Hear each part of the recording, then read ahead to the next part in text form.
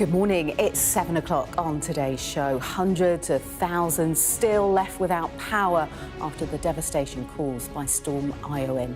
And the finals of the Australian Open begin today. We'll have the very latest from Melbourne with the Brits Alfie Hewitt and Henry Patton both in action. It's Saturday, the 25th of January. Attentions turn to the clean-up efforts as Storm Iowyn's weather warnings finally lift, but there are concerns it could take days to reconnect every home. 4 more Israeli hostages and 200 Palestinian prisoners are expected to be exchanged later today as the Gaza ceasefire continues to hold. Donald Trump's administration orders a freeze on nearly all foreign aid for 90 days. I don't wanna rock, DJ, but you're making me feel so nice. And Robbie Williams makes UK chart history, tying with the Beatles for the most #1 albums. And in the Premier League, Manchester City take on Chelsea, but Pep Guardiola believes his side no longer strike fear into their opponents.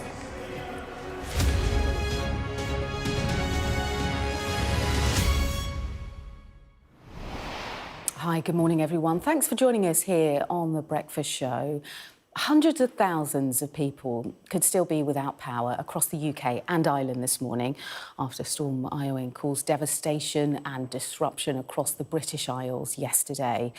Well, today, the focus turns to the clean-up efforts as the weather warnings lift, allowing workers to begin reconnecting power supplies and cleaning debris. But experts warn the effort could take weeks. Sadia Chowdhury reports. Outdoor items flew through the air. A reminder of why the advice was to stay indoors. Millions of people across Ireland and northern parts of the UK heeded. Trees uprooted, power lines brought down, and rail services cancelled. This was the most intense storm on record for Ireland. The winds battered buildings, blew out windows and smashed flying debris around. Terrifying for those inside. I haven't been out, but thanks be to God, I haven't. There's slates in the front of the house and there's slates and there's an area there in the yard.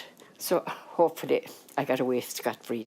I didn't go to bed at all. I was up all night, because, I was just concerned that any slates or anything, as I said, would fly in through anybody's window, Meteorologists who braved the cliff tops measured a wind speed of 118 miles per hour, faster than any previous record. It's the strongest windstorm on record for Ireland. We haven't broken the all-time records for the UK, but with the wind speeds in Northern Ireland being the strongest since 1998, that certainly would suggest it's a once-in-generation storm for Northern Ireland and potentially for parts of central and southwest Scotland as well. We don't issue red warnings lightly. Police in Scotland said by 6 p.m. last night, officers had responded to around 1,500 weather-related incidents. Look at the streets of Glasgow, a ghost town. In Grangemouth, shocked residents watched on as the wind peeled off their neighbour's roof. Northern England was only under a yellow warning, but winds were still strong enough to tip lorries on their side. As the lights went out for more than 1 million homes and businesses, power companies warned it could take a week for some to be reconnected. Sadia Chowdhury, Sky News. To the US now, and the State Department there has sanctioned a 90-day freeze on new funding for almost all American foreign aid. This is pending a review for efficiency. Now, the decision is expected to have wide-ranging consequences across the globe, including in Ukraine. David Blevins has the latest. We knew there was going to be a 3-month freeze on US foreign aid. It was one of the many things covered by executive order this week because the Trump administration wants to review their efficiency and check they line up against his foreign policy. But in a memo to American embassies around the world, the new Secretary of State Marco Rubio has clarified that the only exemptions will be food aid and military aid for Israel and Egypt. That begs the obvious question, what about Ukraine? Before he left office, President Joe Biden attempted to ring-fence nearly $4 billion more in military aid for Ukraine. That's been signed off by Congress, but it's no longer clear if Ukraine will ever see the money. There's huge relief that food aid programmes have been excluded from the freeze because food aid is finally making its way to the Gaza Strip as a result of the ceasefire in the Middle East and because it's desperately needed as a result of famine in Sudan. But there is real concern that health programmes, clinics and immunisations are not excluded from the freeze. America gives more to foreign aid than any other nation on earth. Nearly $60 billion in 2023. That's nearly £48 million, 1% of its budget. So it would be difficult to overstate the potential consequences of this decision. Oxfam says it could have life or death consequences for many people around the world, and the charity is very critical of President Trump for abandoning the bipartisan approach to foreign aid, regardless of a person's politics. 4 Israeli female soldiers and 200 Palestinian prisoners are expected to be released in today's hostages exchange as part of the Gaza ceasefire deal. 20-year-olds Karina Ariev, Daniela Gilboa and Naama Levy, as well as 19-year-old Liri Albag, are all set to be returned to Israel. They were all serving with the Israeli Defense Forces when they were taken captive on October the 7th. Well, in exchange, Israel is expected to release 200 Palestinian prisoners. Now, this round of prisoners will include more serious offenders than the 90 released last week, including some serving life sentences. Our Middle East correspondent, Alistair Bunkle, reports. It's been almost a week since Romy Gonen, Doron Steinbrecher and Emily Damari were released from Gaza. They are still in hospital recovering. Doran's cousin says that her condition is still fragile and she needs privacy. Those 3 young women were held mostly underground in tunnels under terrible circumstances. And, you know, you can only imagine after 471 days there that both mentally and physically, she would need a lot of time to recover and heal. Gaia Khalifa was shot and killed by Hamas at the Nova Music Festival. Romy Gonen was her best friend and with her at the time. Gaia called her father moments before she died. He just heard, Daddy, Hamas terrorist shooting over here. And Gaia, the 2 last breath, deep breath. He heard her last breaths. Yeah. Romy's release has been difficult for Gaia's family. They're delighted that she is free, but it has also revived memories of October the 7th. I know from the beginning that Gaia not gonna come back. But when I saw Romy, it's remind me what happened in the October 7th. And he's make me the same feeling that why it's happened to us. But in the same moment, you feel that Romy, it's the last memory from Gaia, and she know everything. And when I hug her, I feel like I hug Gaia. On Saturday, the 7th day of the ceasefire, Hamas will release 4 more Israeli hostages, and Israel will free 200 Palestinian prisoners. The 4 Israelis that Hamas has named are Karina Ariev, Daniela Gilboa, Liri Albag, and Naama Levy. They were all serving IDF soldiers taken from the Nahal Oz base in southern Israel on October the 7th. In Gaza, Palestinians will also be allowed to start moving from the south of the Strip back to the north. returning home after months living in these tents. But many will find that their homes no longer exist. Alistair Bunkle, Sky News, in Jerusalem. Farmers across the UK will today stage a national day of unity as they ramp up pressure on ministers to halt inheritance tax changes, which they say will impact family farms. Let's get more on this with our political correspondent, Amanda Acas. The pressure mounting on the government. Amanda, morning. Good morning. Yes, indeed. Today is all about the farmers trying to show that their anger, far from going away, is only increasing over the government's plans changes to inheritance tax for farmers, which was announced in the budget back in October. The changes mean that farms valued over £1 million will now be subject to inheritance tax at a rate of 20%. That's still half of what other estates have to pay, but previously farmers were exempt altogether.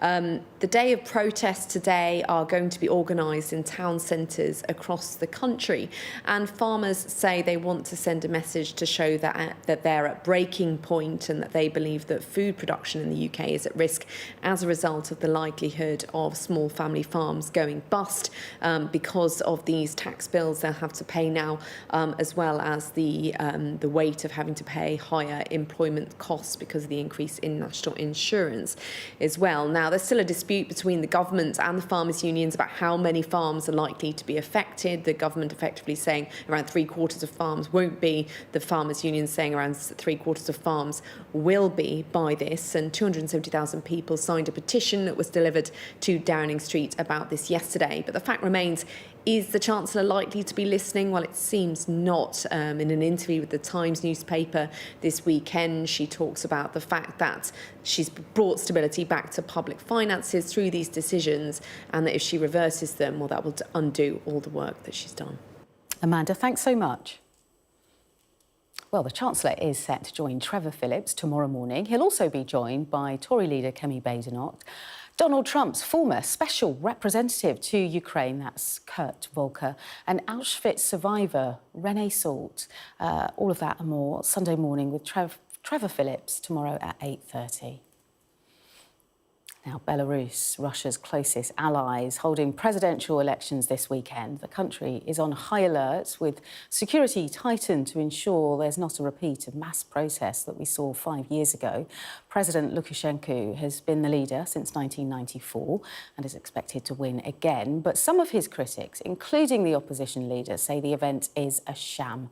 Our Moscow correspondent Ivor Bennett has this report. In Belarus, they're gearing up for a presidential election. But unlike most votes, the winner isn't in doubt. After more than 3 decades in power, Alexander Lukashenko's set for a 7th term, even though he's not campaigning. He recently told factory workers he's too busy. But he also has no need to worry. His so-called rivals, like Communist Party leader Sergei Sirankov, won't even criticize him.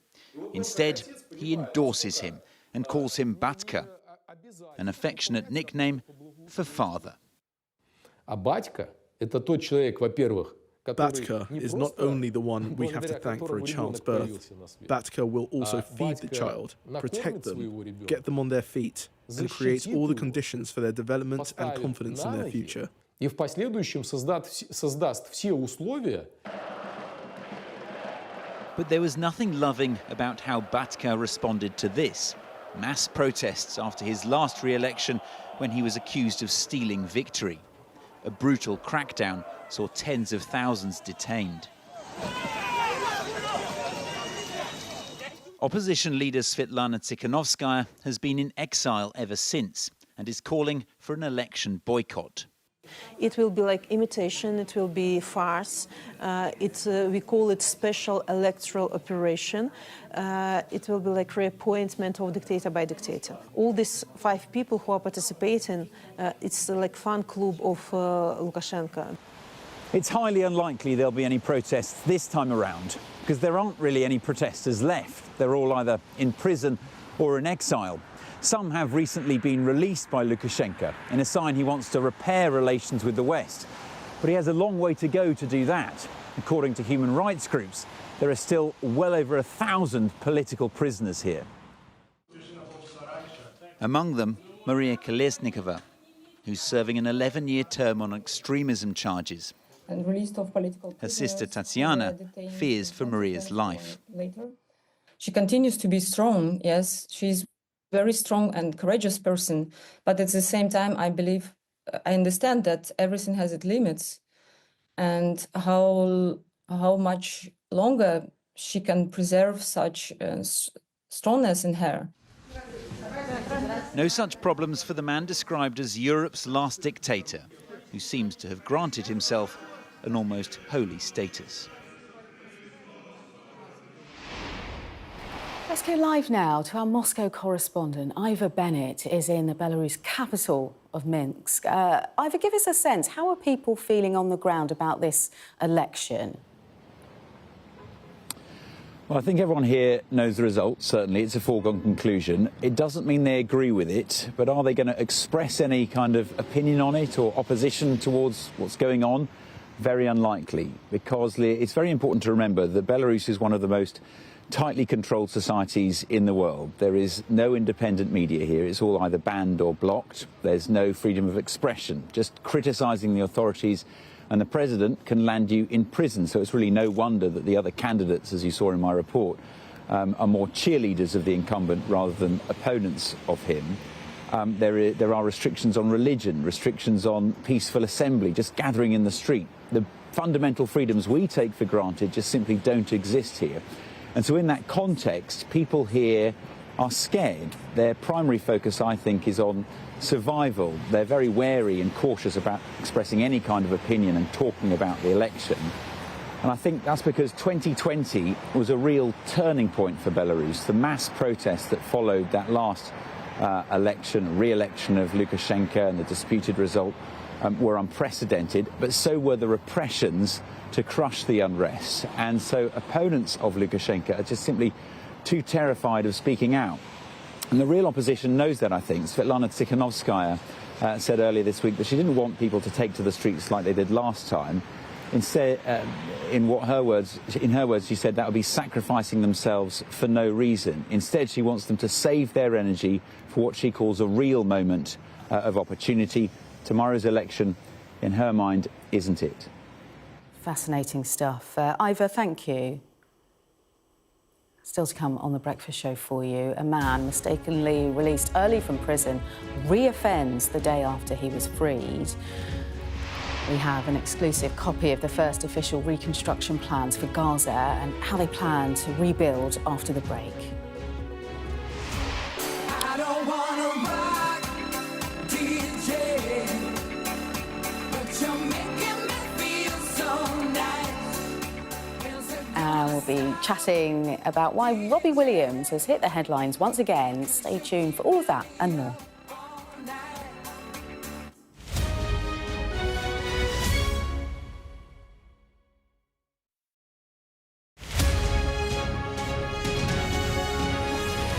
Our app gives you the very best of Sky News wherever you are. Breaking news, videos and analysis. Evidence of the crisis. Podcasts watching us live. I'm live in Jerusalem. Wherever you get your podcast. All in one place and all at just the touch of a screen. The Sky News app. Get the full story first.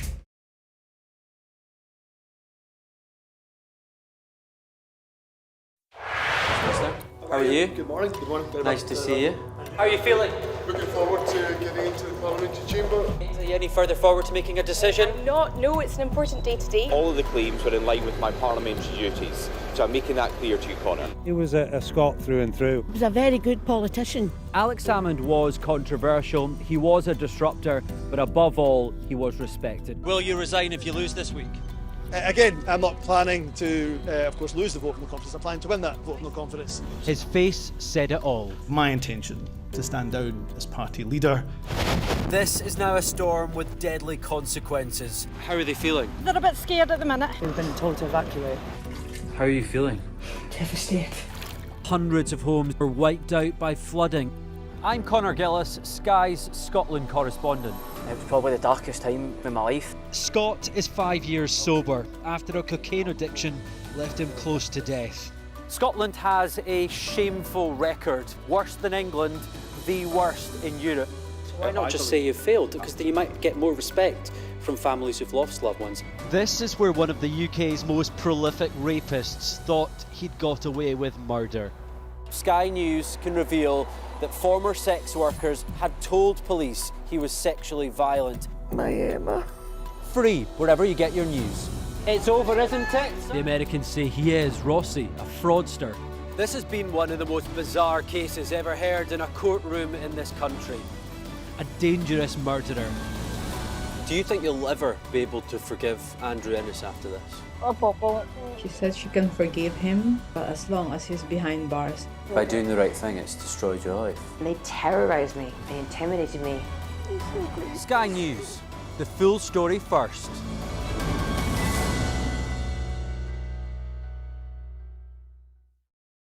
Weeknights on Sky News. This is your chance.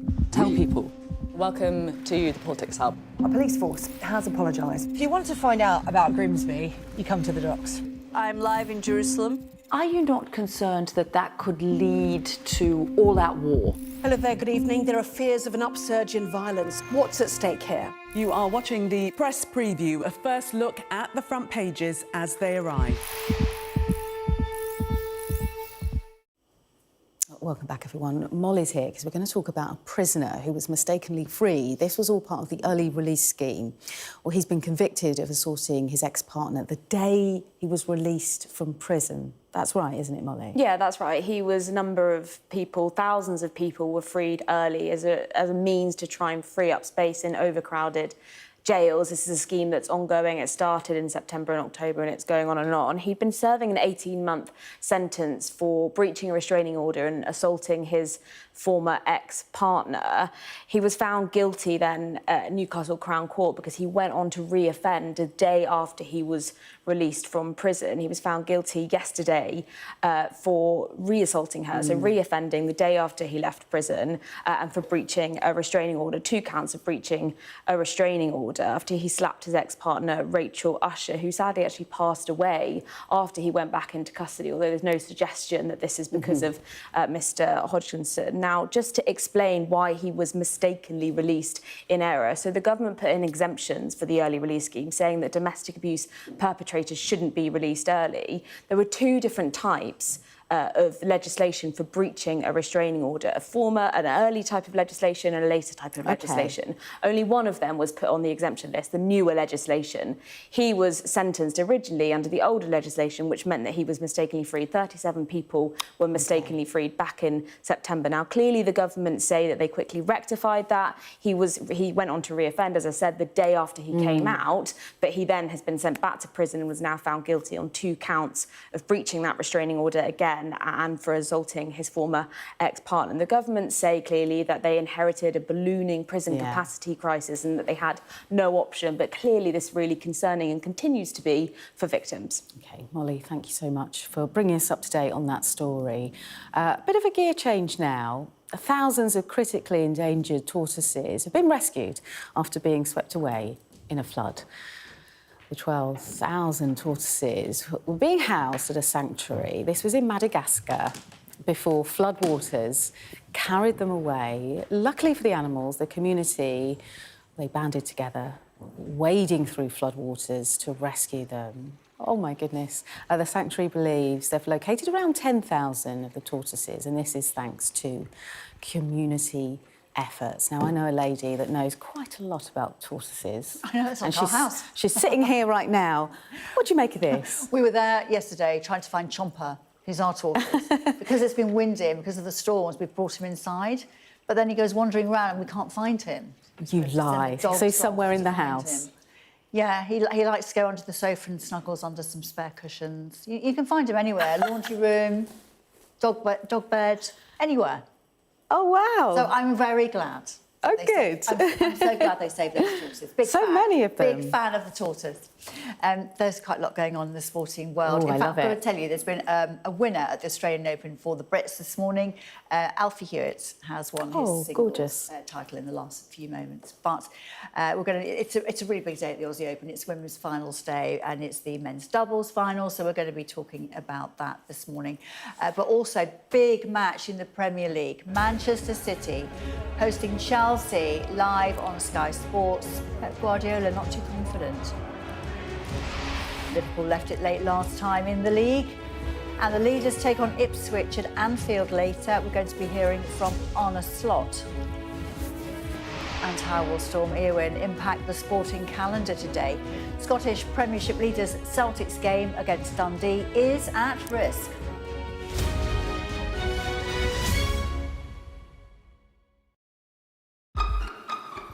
We've got your Sunday mornings covered. From the front page and the sounds of the streets to the voices of the people who make the major calls and big picture politics beyond Westminster. We'll put you at the heart of our story. I'm ready. Are you? Join me, Trevor Phillips, Sunday mornings on Sky News.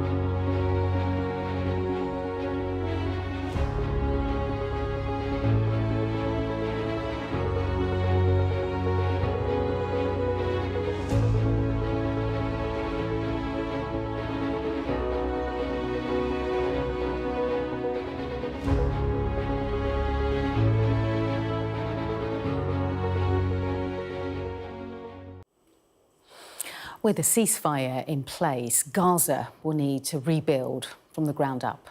Sky News has been given an exclusive copy of the first official reconstruction plan for the Strip put together by many authorities in Gaza. Our data and forensics correspondent Tom Cheshire has been looking at the documents. Welcome to the school run in pre-ceasefire Gaza. This one is made out of parachutes salvaged from aid drops. Tent schools like this are necessary when 88% of education facilities have been damaged.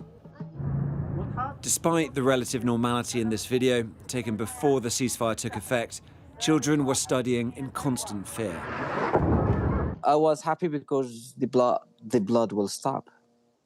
We will not be hearing massacres day and night. And my family, or what is left, or the rest of my family will be okay, hopefully, for the coming few days. I lost my father, many of my friends in this war, and I don't want to lose anyone else. 1.9 million Palestinians, 90% of the population, were displaced by the war. The ceasefire offers the possibility of return, but for many, there is nothing to return to. There is, though, a plan to rebuild. From Gaza, local governments, as it stands, still led by Hamas. And the blueprints for that have been shared with Sky News. It shows a short, medium and long-term plan. The areas highlighted here in yellow are locations people should move to for the time being, either side of the red line that separates north and south. They say these zones are closer to hospitals and cleaner water and soil. Then priorities for the next 6 months: housing, transport, economy and healthcare. This map is the latest assessment of damage to medical infrastructure and how they're planning on fixing it. That includes trauma support and underground storage facilities to make them more resilient.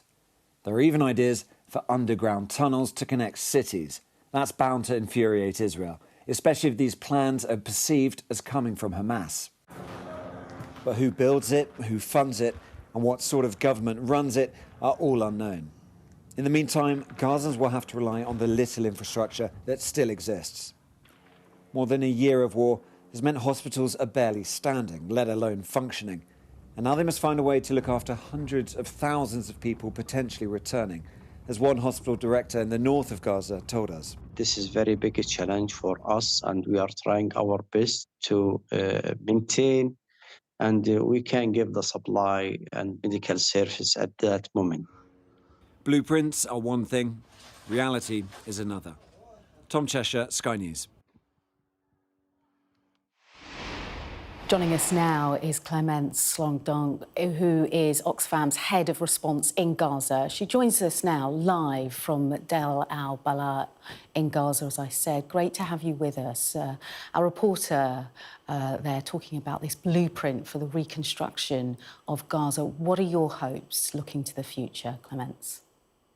I think our hopes are optimistic. However, they are very dependent on many factors. I think one of the problems that we are facing right now is that the most populated areas of Gaza prior to the war have been the ones that have suffered the highest degree of destruction. We are looking at 90% of the housing across the Gaza Strip that have been destroyed or damaged. And altogether, we are looking at 42 million tons of rubble, as you can see on this video, that need to be removed. So yeah, there is a lot of work to be doing, and we need to be enabled to do it through access of humanitarian assistance and specialized material and equipment. What's it been like for your teams on the ground since the ceasefire was declared? I think it's a mix of emotion. They are immensely relieved. They are cautiously optimistic. This is not a permanent ceasefire for the phase one. They are looking at going back to their home. Most of our team is actually from Gaza City or from the north, but they know that they're going to face extreme challenges in terms of access to basic services such as water, electricity. Their houses have been damaged or destroyed, so they are looking at shelter solution. So yeah, a lot of challenges ahead of them.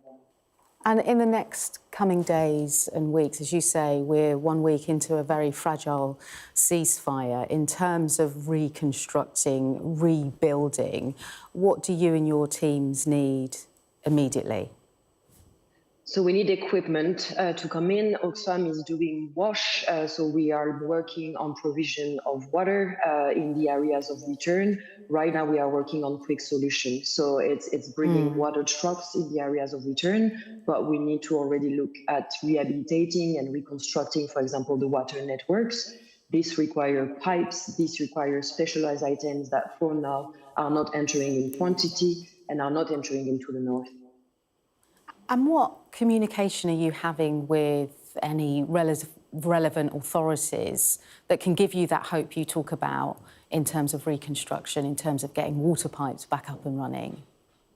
So we are working with the UN system to advocate and to prioritize these items. We are working with the technical departments on the ground and with our local partners that are doing the assessment, that are trying to understand what is feasible right now and what needs to be done in the long run. We are trying to mobilize funding to make sure that we can start as soon as possible this reconstruction. OK, we'll leave it there. Clemence, thank you for giving us an insight of what's happening on the ground. We'll now be joined by Dr. Walt Kilroy, who's co-director of the Conflict Institute. Great to have you with us. Give us a sense, Doctor, about the top 3 priorities when it comes to rebuilding Gaza. Well, good morning. It sounds strange when we're talking about reconstruction, but one of the biggest problems in terms of the initial difficulty is simply removing the rubble. And it's estimated that there's more than 50 million tons of rubble. And very sadly, it's not just that contains a lot of unexploded ordnance, a lot of unexploded weapons, which is a very, very complex and dangerous operation.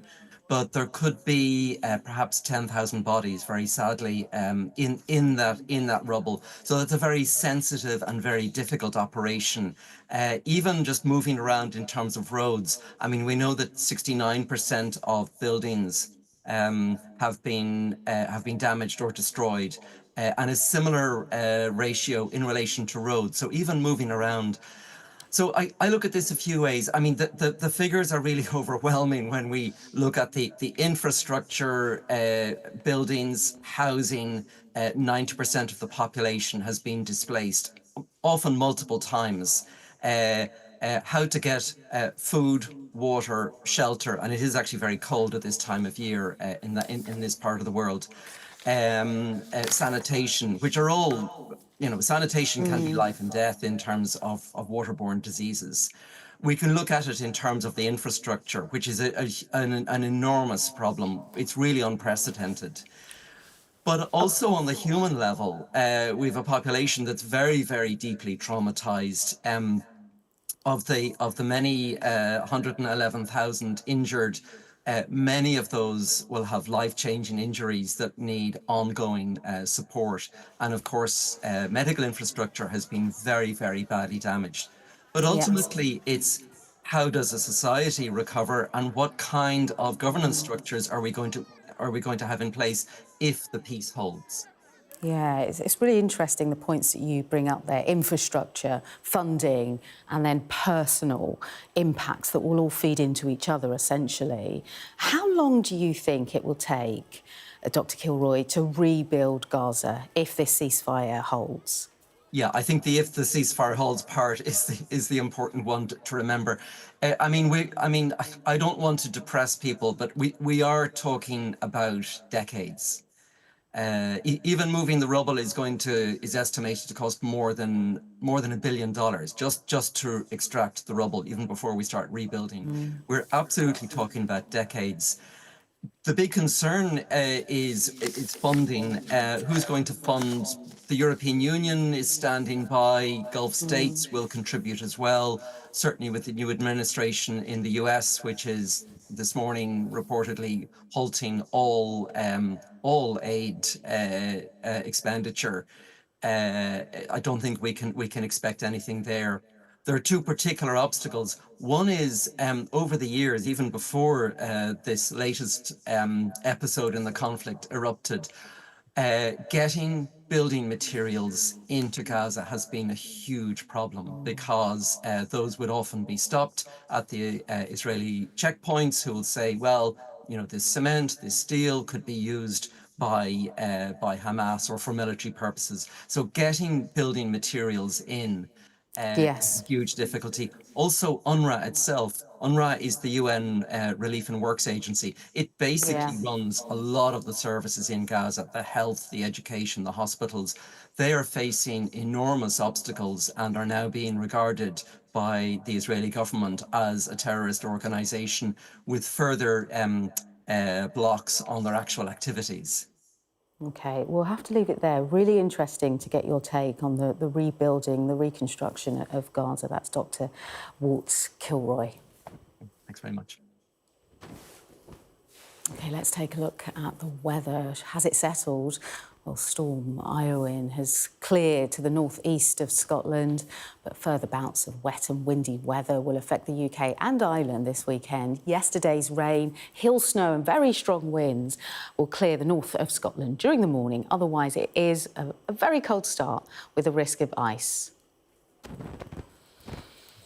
Now, Robbie Williams has made UK chart history after securing his 15th chart-topping album with the soundtrack to his film Better Man.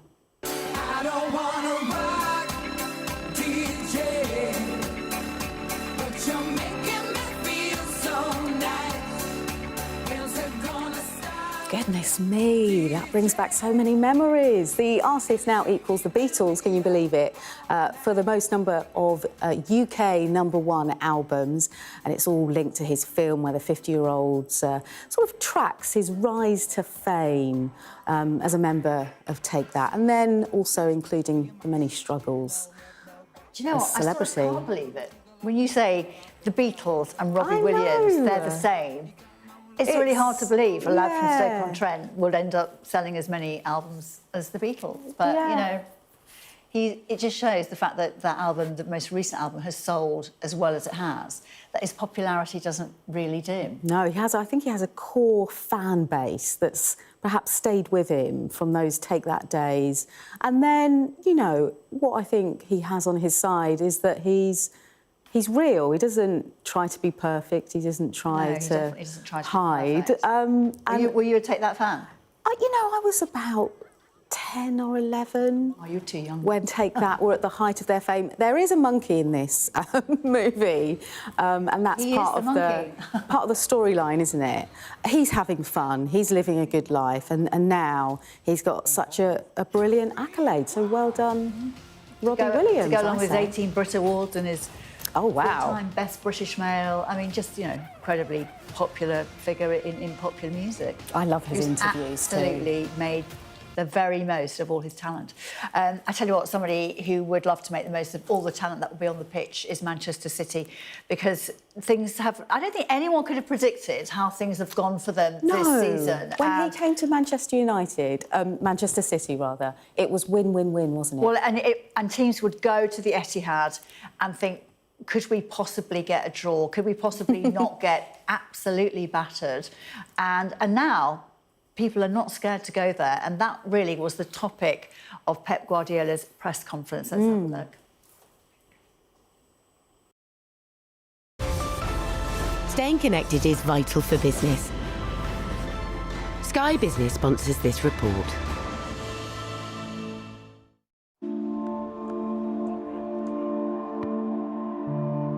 Players that fall out of the academy system need something to fall back on. Do you think we have a responsibility to not only produce elite players, but also good people?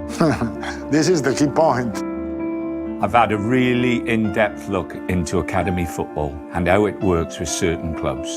Can you all play in our first team? No, and we're really realistic with the boys. The success is reaching your full potential. Coming up in this episode, I'll find out what the whole package looks like for the academy footballers. First and foremost, they try to create a good young person.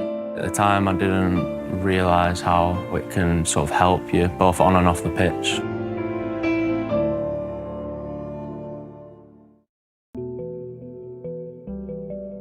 I'd been there since I was 5.5, so I came through the whole way. The staff who was always there, and I'm talking about the whole of the staff. I'm not just about the staff who were on the pitch, I'm talking about the kitchen staff, the medical stuff, the people who clean our kits and stuff. They mean everything, so I'm playing out now on the pitch, but I just hope that they've got a massive smile on their face because I'm doing it for them as well. It's been a special rise for me and the club. I think there's lots of different ups and downs. As much as we all want to become professional footballers, I think it's hard. Not everyone can do it. First and foremost, they try to create a good young person. Definitely the club's been very good at that, whilst also making it enjoyable on the pitch as well.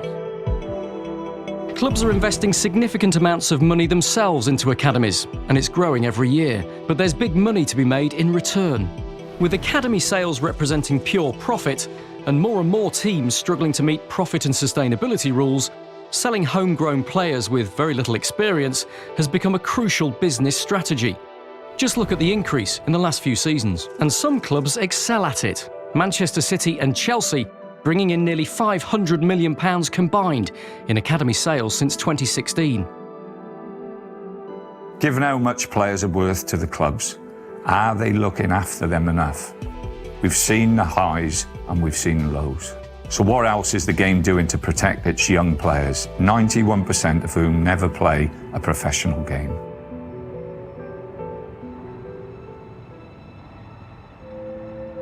The jury took just 3¼ hours to return a unanimous verdict of guilty for both Moses Swabu and Delroy Facey on the single charge of a conspiracy to commit bribery. Swabu from Bermondsey, he used to be a Crystal Palace trainee, but plied his trade in the lower leagues. The prosecution said he's gone to a younger player and asked him if he would be prepared to rig a football match for money.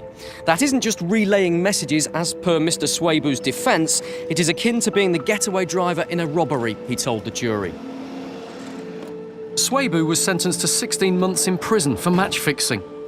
He now works with clubs and governing bodies like FIFA to try to protect young players who, when released or when they drop down the leagues, can fall prey to criminal gangs. I'll say the reality from my experience, it's almost like death. I've seen the reaction or the chain reaction from it. Once you get released or you drop out the game, what am I going to do? It's the pressure of, okay, how am I going to make money? This is where the gang and what you know comes around because everyone always keeps their ear to the streets. So you're saying that young players, if they're released or if they're having a hard time of it in football, can be very vulnerable in those sorts of communities? 100%. It's like I've experienced friends that have passed away and, you know, fallen victim of street crime. So whether that's stabbings or shootings, but then again, it hurts, you cry. Sky Business sponsors this report.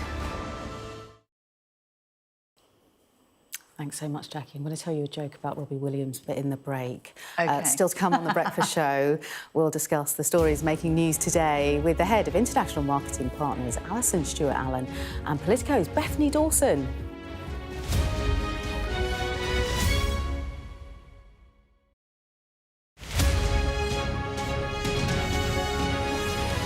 Our app gives you the very best of Sky News wherever you are. Breaking news, videos and analysis. Evidence of the crisis. Podcasts watching us live. I'm live in Jerusalem. Wherever you get your podcast. All in one place and all at just the touch of a screen. The Sky News app. Get the full story first.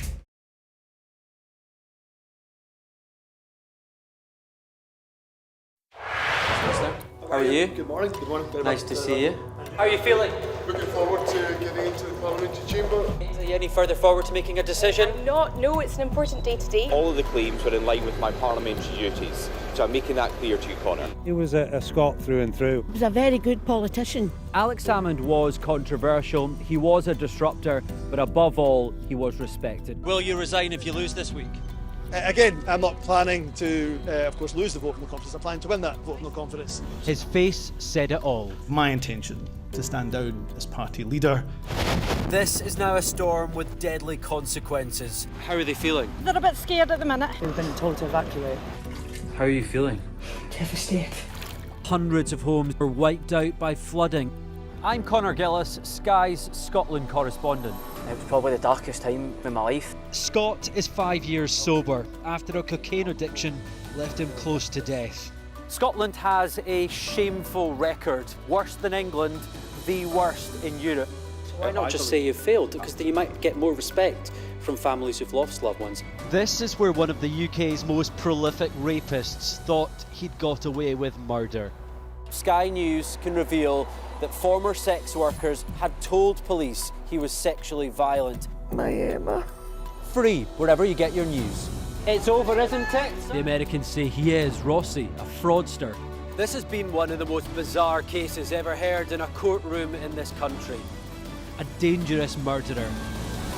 Do you think you'll ever be able to forgive Andrew Ennis after this? She said she can forgive him, but as long as he's behind bars. By doing the right thing, it's destroyed your life. They terrorised me. They intimidated me. Sky News. The full story first.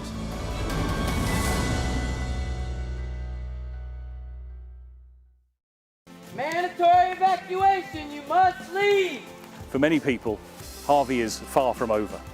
People here believe the water will be this deep for weeks. I'm Greg Milam, and I'm Sky's chief North of England correspondent. Are you trying to run me over, Sir Philip? No, go away. Look like it, sir. Will you respond to those who made accusations, Sir Philip? Can you go away? Sky News, the full story first.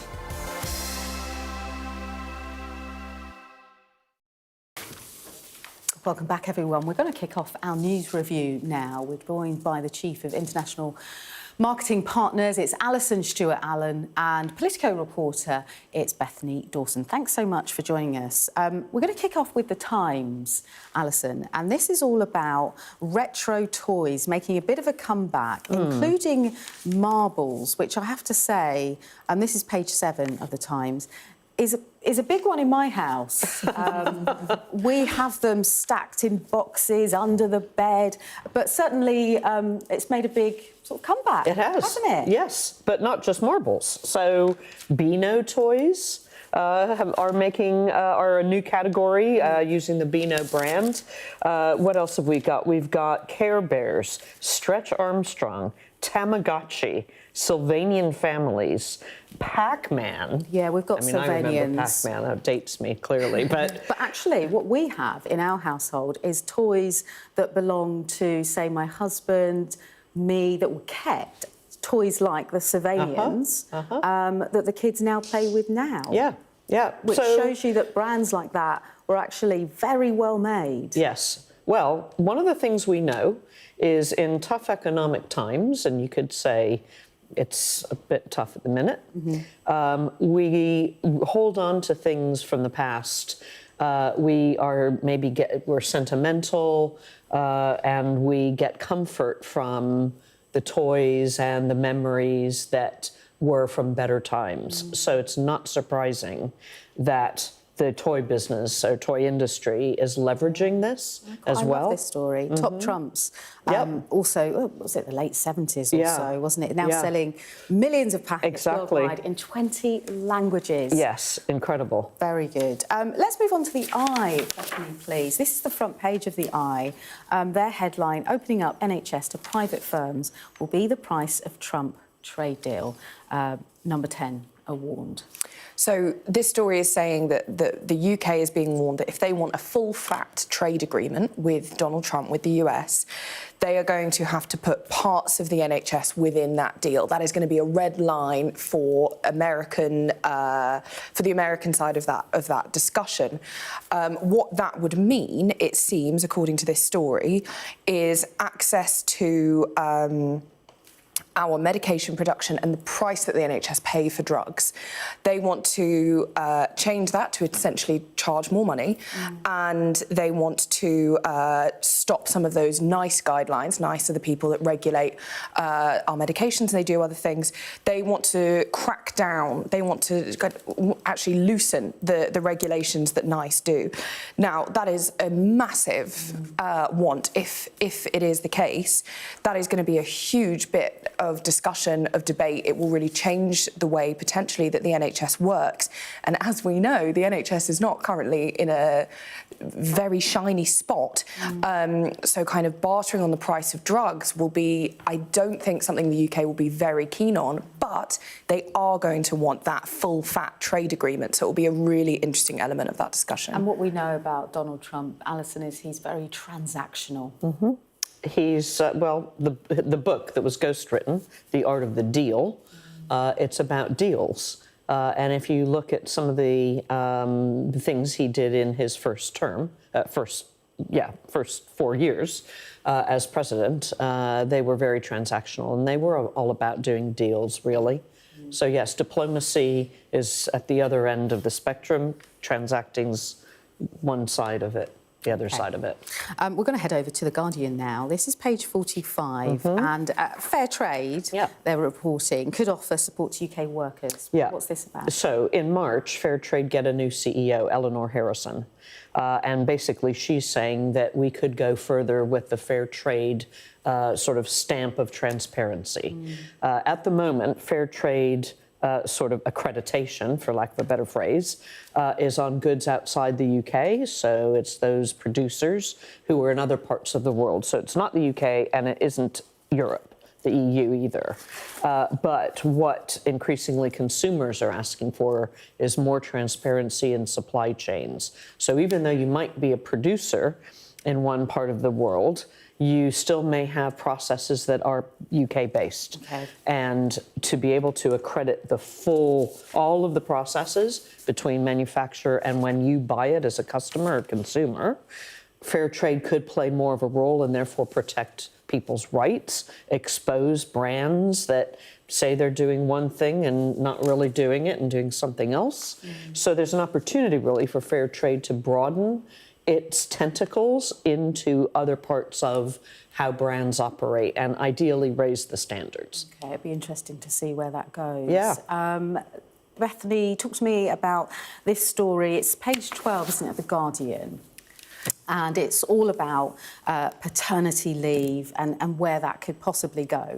Yes, so the first member of the Cabinet is taking full paternity leave. Ian Murray, the Scottish Secretary, is going to take the full allowance of paternity leave. And when I was reading that, sort of, you know, back in the files, knowing how long paternity leave was, I thought, wow, that's really incredible. The second line, he's taking his full 2 weeks.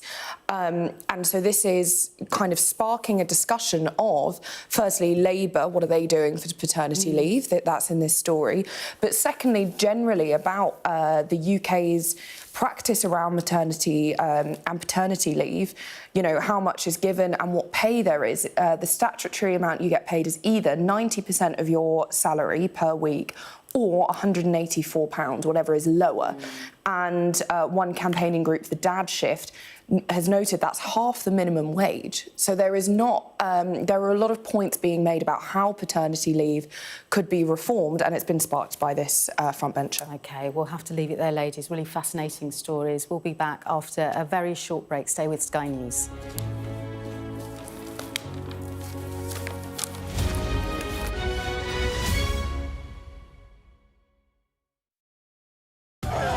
I saw police being forceful, pushing young men and women to the ground as they made almost 100 arrests. Will the cold affect your voters? Well, we have a lot of tremendous support. Free, wherever you get your news. The people here know that worse storms may well be on their way. I'm Martha Kellner and I'm Sky's US correspondent based here in Los Angeles.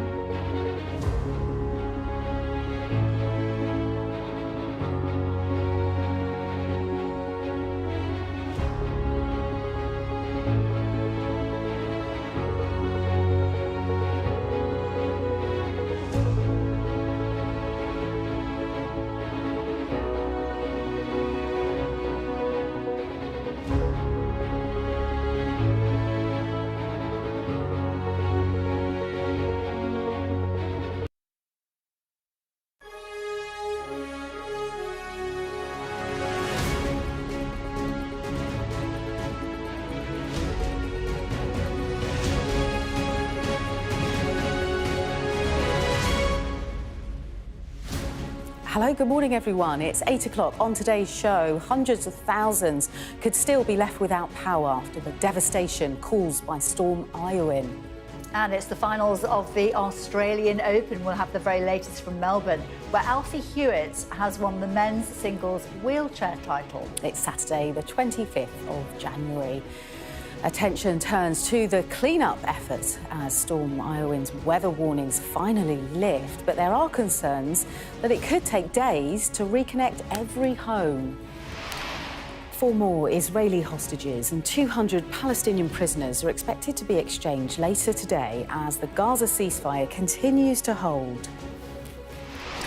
Donald Trump's administration orders a freeze on nearly all foreign aid for 90 days.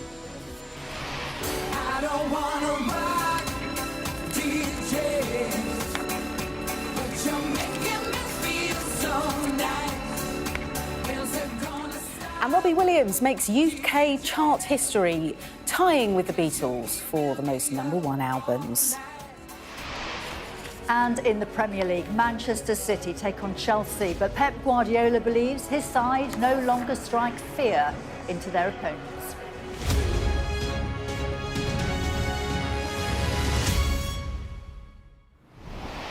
Good morning, everyone. Thanks for joining us here on The Breakfast Show.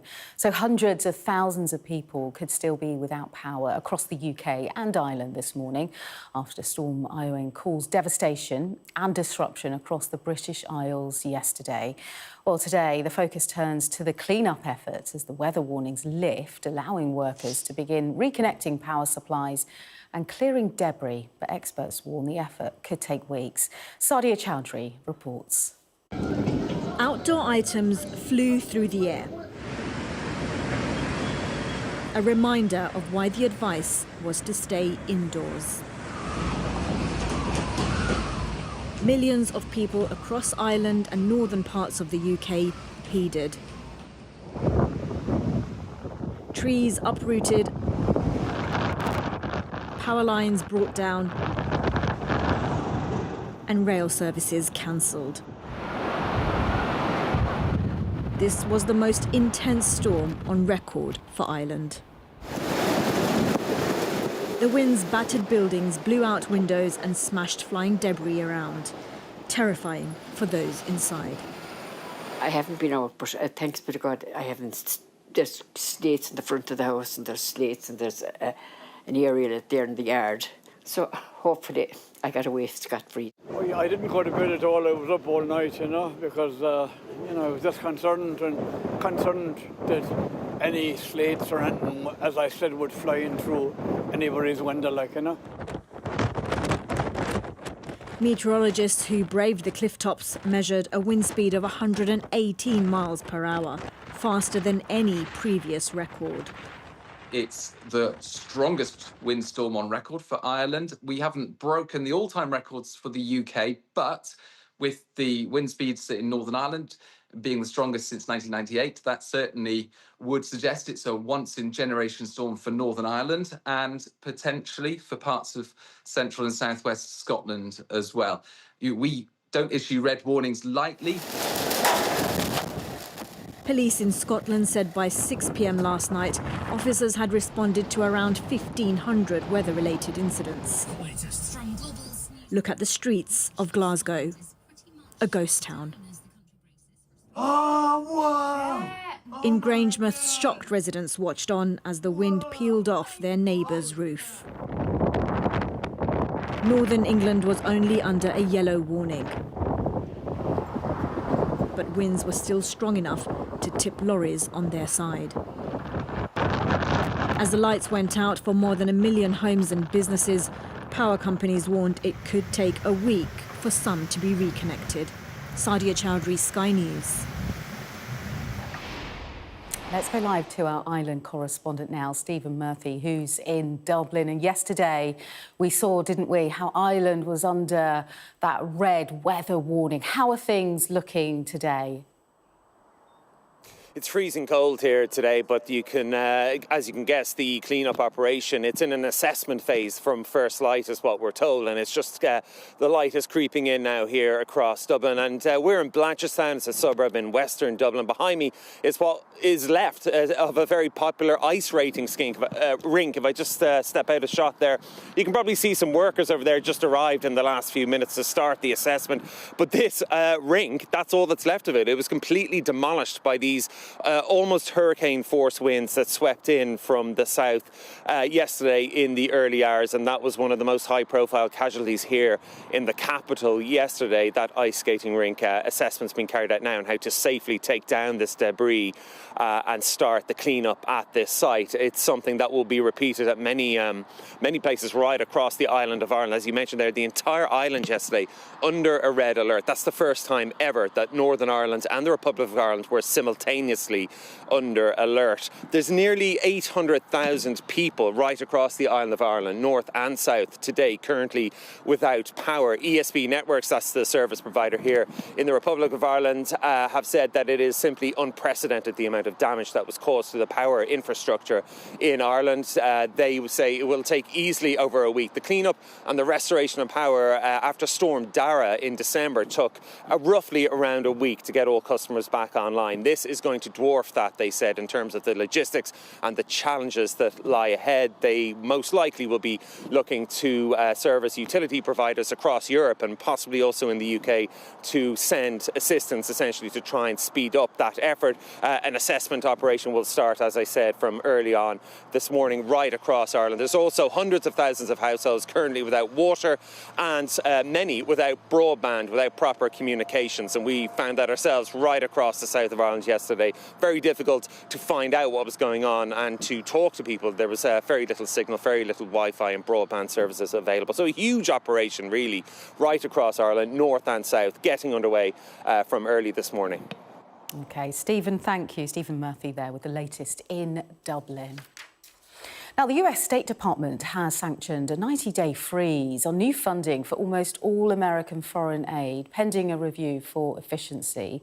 The decision is expected to have wide-ranging consequences across the globe, including in Ukraine. David Blevins has the latest.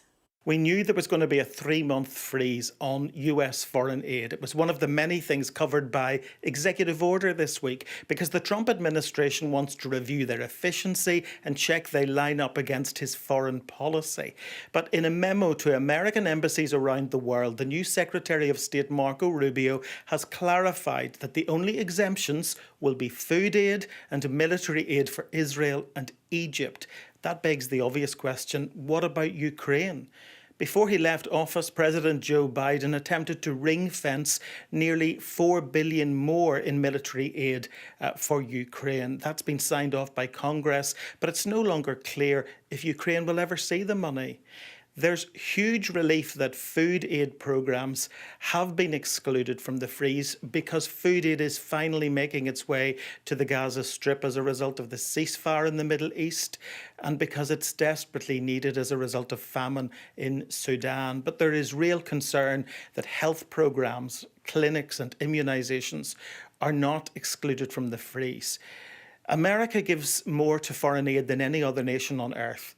Nearly $60 billion in 2023. That's nearly £48 million, 1% of its budget. So it would be difficult to overstate the potential consequences of this decision. Oxfam says it could have life or death consequences for many people around the world, and the charity is very critical of President Trump for abandoning the bipartisan approach to foreign aid, regardless of a person's politics. David Blevins there with the latest. Next, 4 Israeli female soldiers and 200 Palestinian prisoners are expected to be released in today's hostages exchange. This is part of the Gaza ceasefire deal. Let's go live to our Middle East correspondent, Alistair Bunkle, who joins us now. What can we expect, Alistair, in the coming hours? Well, Hamas have released the list of the 4 hostages they say that they will release today. They are Karina Ariev, Daniela Gilboa, Nahma Levy and Liri Albag. They were all serving IDF soldiers on October the 7th, observers, as in a base quite close to where I am, actually, along the Gaza border.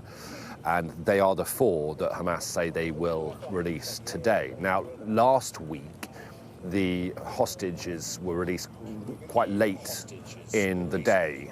That, I think, will be different this time round. We've seen here at this base on the border 3 large IDF helicopters landing in the last few minutes in preparation to receive those hostages. The helicopters will then take them to hospitals near Tel Aviv. And there's pictures coming out of Gaza showing Hamas fighters gathering in a square in Gaza City. I think the same square that the transfer of the 3 hostages last week between Hamas and the International Red Cross took place. So it looks as though things are starting to move in Gaza. Impossible to say when it will happen, but it looks like that hostage release will happen in the coming hours. And then in return, Israel will release 200 Palestinian prisoners from Israeli jails. Some of those, we believe, will be taken back into Gaza. Some of them might even be deported because they are serving life sentences for murder. OK, Alistair, thank you. It's Alistair Bunkle there with the very latest. Back here, farmers across the UK will today stage a national day of unity as they ramp up pressure on ministers to halt inheritance tax changes, which they say will impact family farms. Let's get more with our political correspondent, Amanda Acas. The pressure, Amanda, keeps building on the Chancellor over this, doesn't it?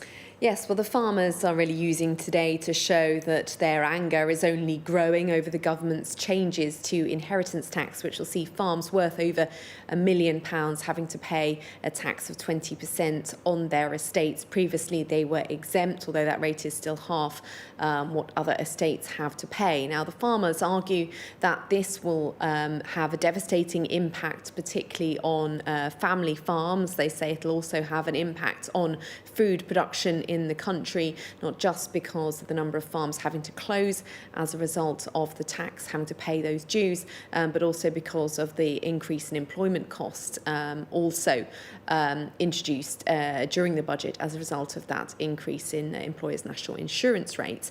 So they're planning a whole series of different protests across the country in different town centres, really trying to demonstrate the strength of feeling there is after those big protests we saw in Westminster before Christmas. Do we think it's actually going to really make much difference? Well, I think the Chancellor is unlikely to change her mind on this. She's given an interview with The Times today in which she talks about the necessity of taking these decisions in order to stabilise the public finances, and suggesting that if she U-turns on any of these tax measures, then that would provide instability again, undoing everything that she's done. Interesting bit of a change of direction from her as well. She's been in Davos this week, really trying to talk up the UK economy in contrast to her first few months as Chancellor, where she really was full of the doom and gloom and in terms of the dire finances that she was having to address. Now she says we need to be more positive, like Donald Trump, and she's making a big speech next week about the prospect of growth in the UK economy. Amanda, thank you. Well, the Chancellor is set to join Trevor Phillips tomorrow morning. He'll also be joined by Tory leader Kemi Badenoch, plus Donald Trump's former special representative to Ukraine, Kurt Volker, and Auschwitz survivor Renee Salt. All of that and more Sunday morning with Trevor Phillips tomorrow at 8:30.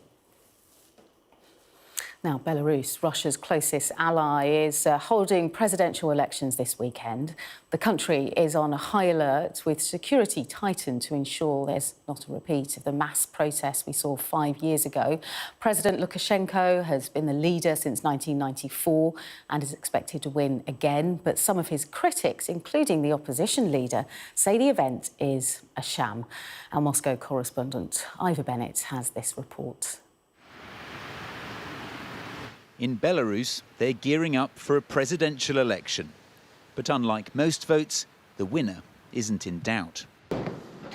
After more than 3 decades in power, Alexander Lukashenko's set for a 7th term, even though he's not campaigning. He recently told factory workers he's too busy. But he also has no need to worry. His so-called rivals, like Communist Party leader Sergei Sirankov, won't even criticize him. Instead, he endorses him and calls him Batka, an affectionate nickname for father. Batka is not only the one we have to thank for a child's birth. Batka will also feed the child, protect them, get them on their feet, and create all the conditions for their development and confidence in their future.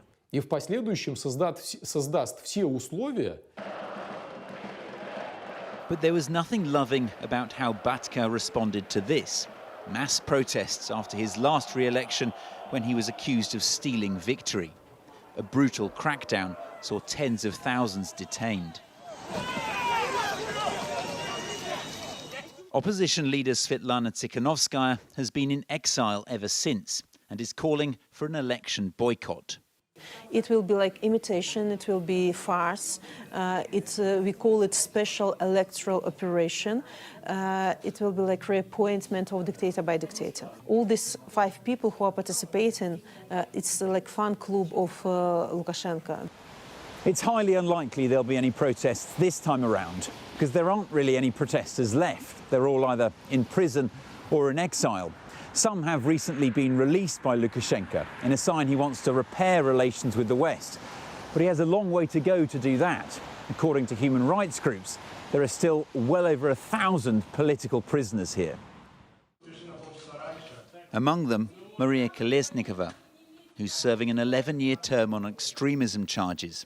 And release of political Her sister Tatiana fears for Maria's life. Later. She continues to be strong, yes, she's very strong and courageous person, but at the same time, I understand that everything has its limits, and how much longer she can preserve such strongness in her. No such problems for the man described as Europe's last dictator, who seems to have granted himself an almost holy status. And pleased to say Ivor joins us now. Ivor, just give us a sense of how people feel about this election, because there's going to be no surprise results here. Yeah, so I think there are 2 main emotions you pick up on here, actually. One is resignation, and we saw that yesterday when we were out and about with another one of the candidates who we didn't feature in our report. Her name is Anna Kanapatskaya, the only independent candidate on the ballot. She and her some supporters were trying to hand out some pamphlets, leaflets about her campaign outside a shopping centre. Very few people took them. One woman just said look, I'm just going to vote for Lukashenko. And it really expressed this air of powerlessness to do anything to change what's happening here. Tomorrow's election is very much a foregone conclusion. Everyone here knows the result. And the second emotion you detect here is fear. Belarus is one of the most tightly controlled societies in the world. Here in Minsk, there is the appearance of normality. Just look at the street behind me. Everyone's going about their daily lives. There are shops, restaurants. Everything's pretty clean here. But it's like a real-life version of the Truman Show, I would say. It's a veneer to conceal what's really going on here. There is no independent media here. It's all blocked or banned. There is no freedom of expression. There are restrictions on religion, public gatherings. Just criticising the authorities and the president can land you in prison. So it's really no wonder that the other candidates aren't willing to do so. And in that context, I think people's primary focus here is on survival. 2020 was a real turning point, that disputed election. The mass protests were unprecedented, but so were the repressions that followed to crush that unrest. And since then, anyone who doesn't agree with Lukashenko, I think is just too terrified to speak out. Yeah, really fascinating stuff. Ivor, thank you. Still to come on The Breakfast Show, a man released early from prison by mistake re-offends the day after he was freed. And we'll be speaking to professional tennis player Liam Brodie ahead of defending the title at the Australian Open. I don't wanna rock, DJ, but you're making me feel so nice. Where's it gonna stop? And we'll be discussing why Robbie Williams has hit the headlines once again. Stay tuned for all of that and more.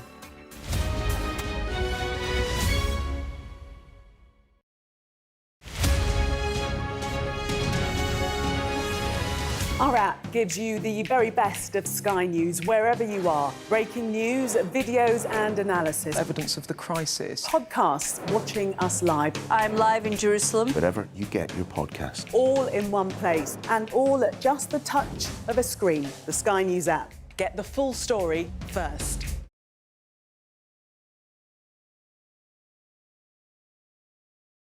How are you? Good morning. Good morning. Very nice much, to see you. How are you feeling? Looking forward to getting into the parliamentary chamber. Are you any further forward to making a decision? No, it's an important day today. All of the claims were in line with my parliamentary duties, so I'm making that clear to you, Conor. He was a Scot through and through. He was a very good politician. Alex Salmond was controversial, he was a disruptor, but above all, he was respected. Will you resign if you lose this week? Again, I'm not planning to, of course, lose the vote of no confidence. I'm planning to win that vote of no confidence. His face said it all. My intention to stand down as party leader. This is now a storm with deadly consequences. How are they feeling? They're a bit scared at the minute. We've been told to evacuate. How are you feeling? Devastated. Hundreds of homes were wiped out by flooding. I'm Conor Gillis, Sky's Scotland correspondent. It was probably the darkest time in my life. Scott is 5 years sober after a cocaine addiction left him close to death. Scotland has a shameful record, worse than England, the worst in Europe. Why not just say you've failed? Because then you might get more respect from families who've lost loved ones. This is where one of the UK's most prolific rapists thought he'd got away with murder. Sky News can reveal that former sex workers had told police he was sexually violent. My Emma. Free wherever you get your news. It's over, isn't it? The Americans say he is Rossi, a fraudster. This has been one of the most bizarre cases ever heard in a courtroom in this country. A dangerous murderer. Do you think you'll ever be able to forgive Andrew Ennis after this? She said she can forgive him, but as long as he's behind bars. By doing the right thing, it's destroyed your life. They terrorised me. They intimidated me. Sky News, the full story first.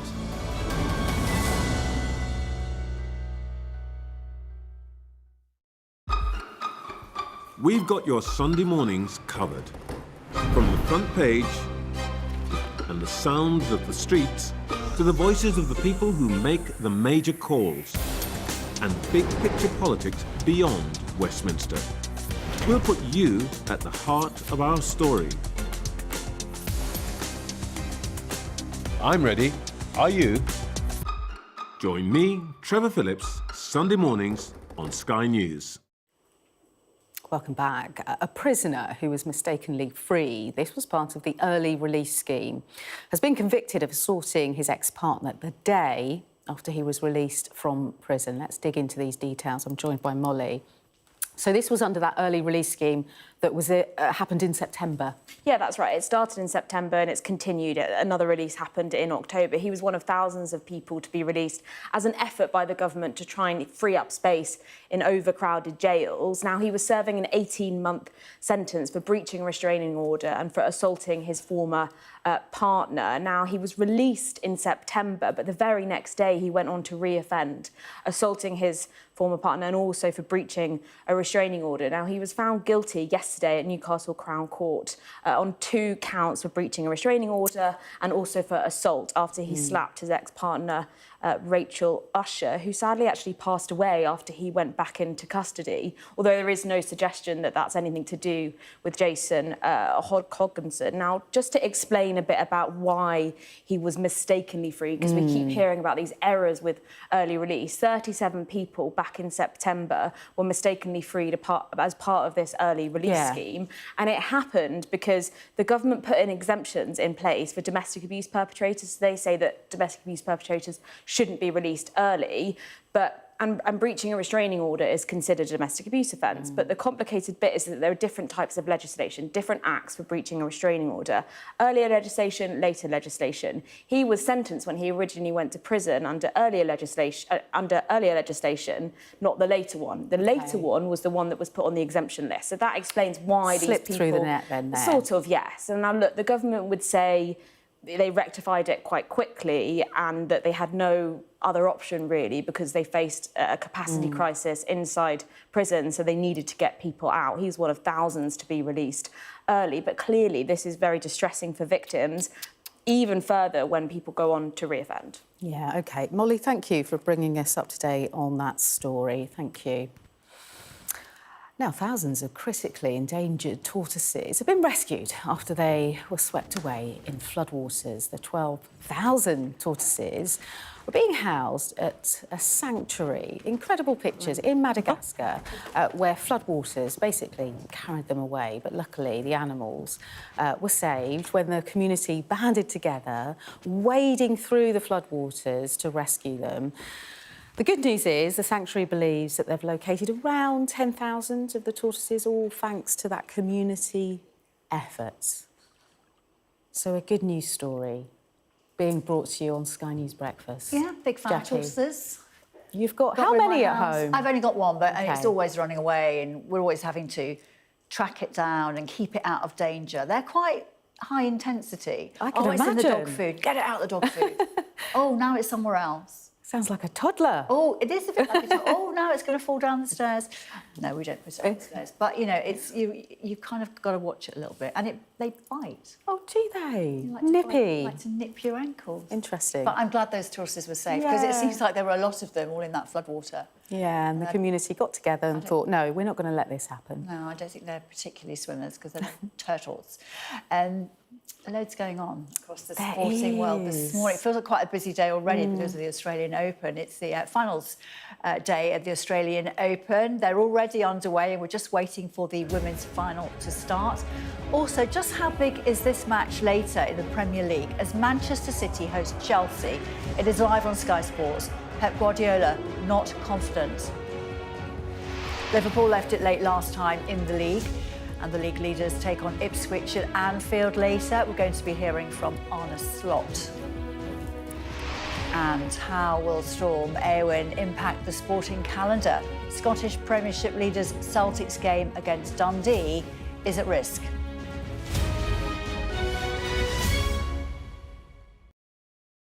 Weeknights on Sky News. This is your chance. Tell people. Welcome to the Politics Hub. Our police force has apologised. If you want to find out about Grimsby, you come to the docks. I'm live in Jerusalem. Are you not concerned that that could lead to all-out war? Hello there, good evening. There are fears of an upsurge in violence. What's at stake here? You are watching the press preview, a first look at the front pages as they arrive.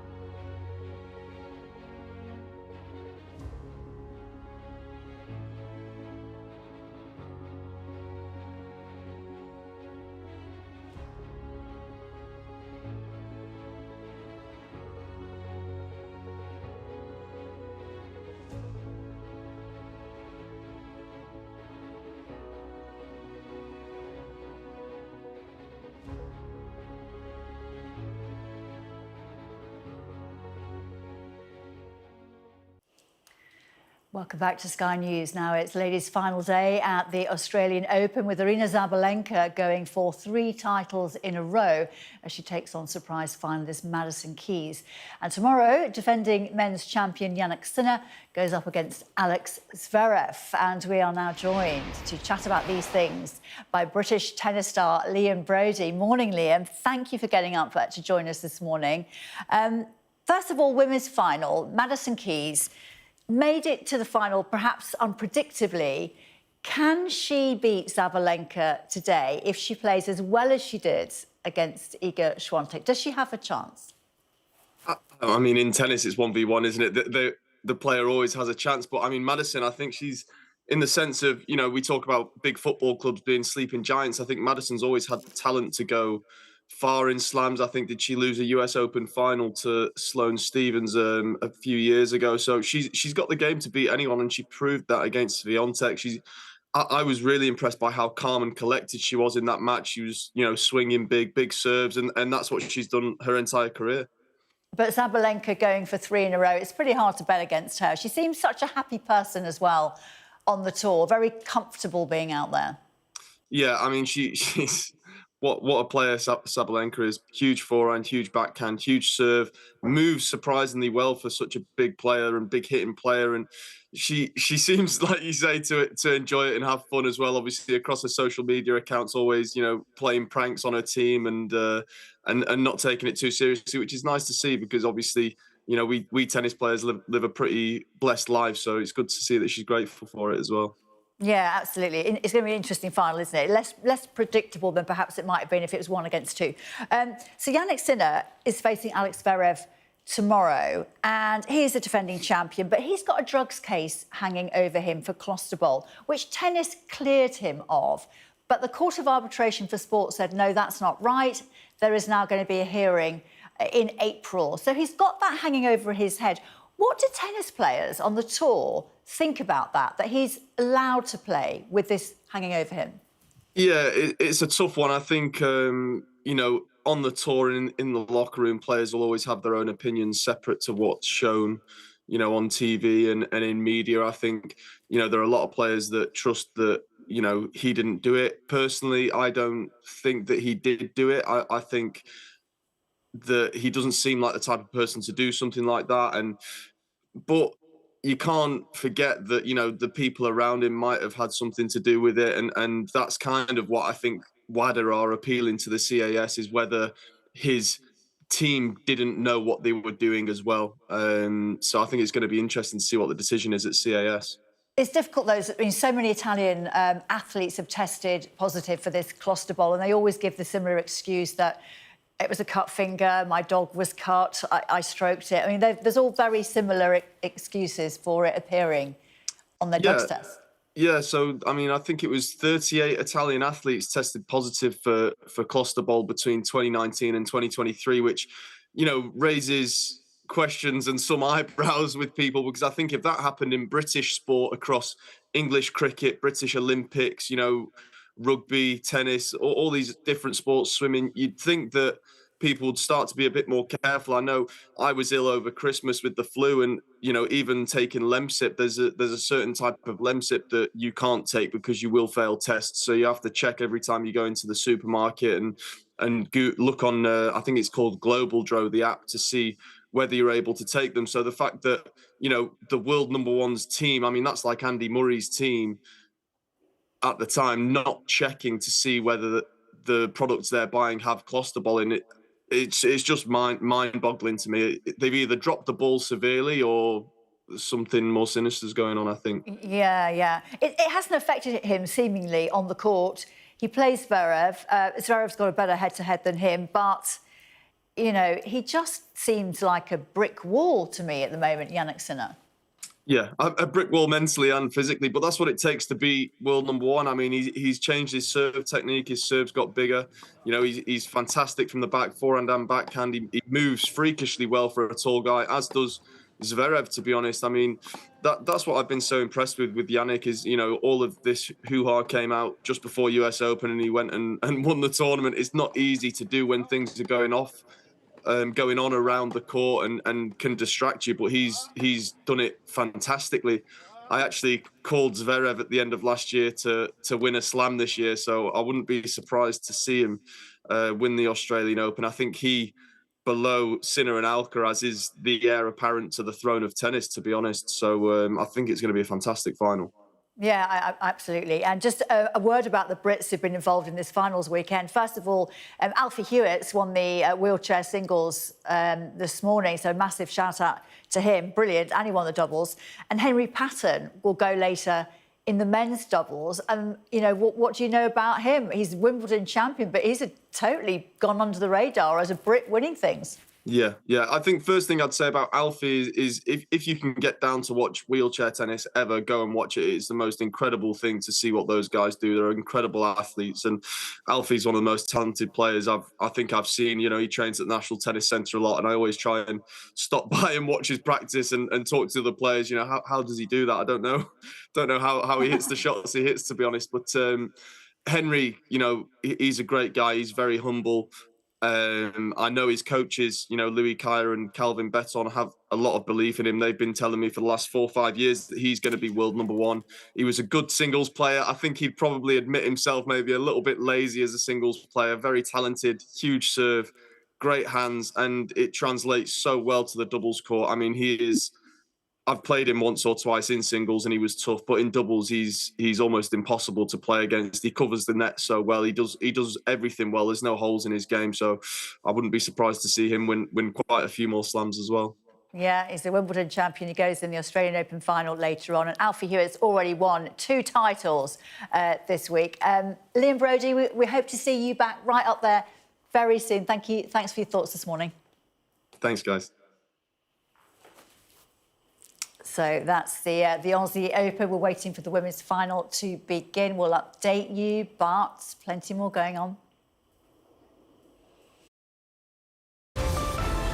Staying connected is vital for business.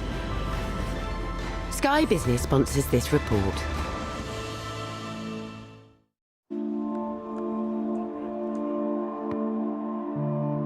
Players that fall out of the academy system need something to fall back on. Do you think we have a responsibility to not only produce elite players, but also good people? This is the key point. I've had a really in-depth look into academy football and how it works with certain clubs. Can you all play in our first team? No, and we're really realistic with the boys. The success is reaching your full potential. Coming up in this episode, I'll find out what the whole package looks like for the academy footballers. First and foremost, they try to create a good young person. At the time, I didn't realise how it can sort of help you, both on and off the pitch.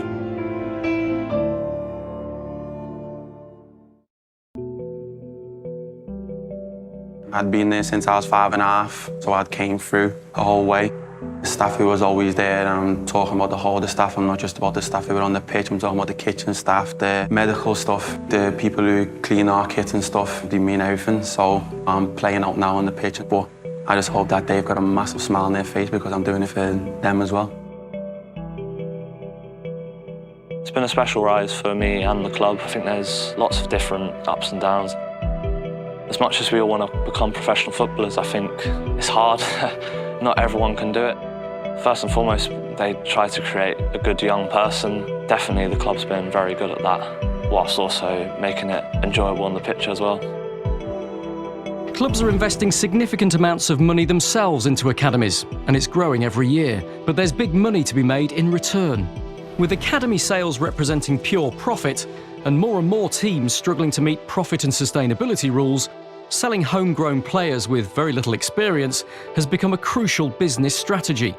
Just look at the increase in the last few seasons. And some clubs excel at it. Manchester City and Chelsea bringing in nearly £500 million combined in academy sales since 2016. Given how much players are worth to the clubs, are they looking after them enough? We've seen the highs and we've seen the lows. So what else is the game doing to protect its young players, 91% of whom never play a professional game?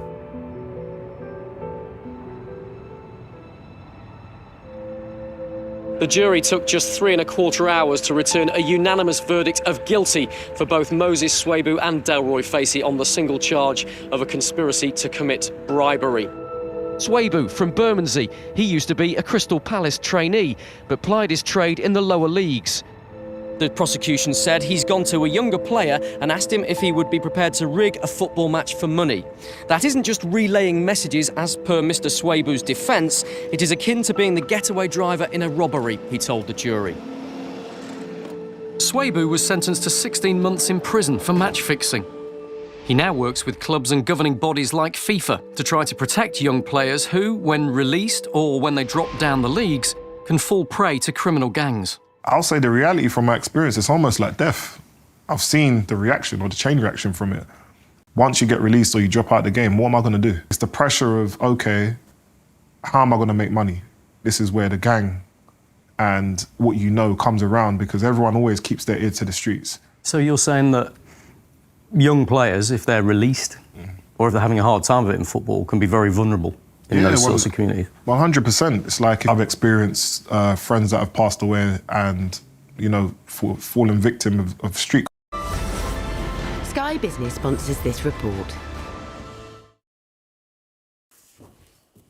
Want to bring you some live pictures now of Ramallah in the West Bank, because we do have some breaking news, because Hamas has released a list of the 200 Palestinian prisoners that they expect to be released by Israel. They also add that 70 of those would be deported outside of Gaza and the West Bank. It's the very latest there. We're expecting that exchange, aren't we, to happen later today, where 4 IDF soldiers, 4 women, will be released also. We'll bring you more on that as we get it here on Sky News. Well, still to come on the programme, we'll be discussing the stories making news today with the head of International Marketing Partners, Alison Stewart-Allen, and Politico's Bethany Dawson.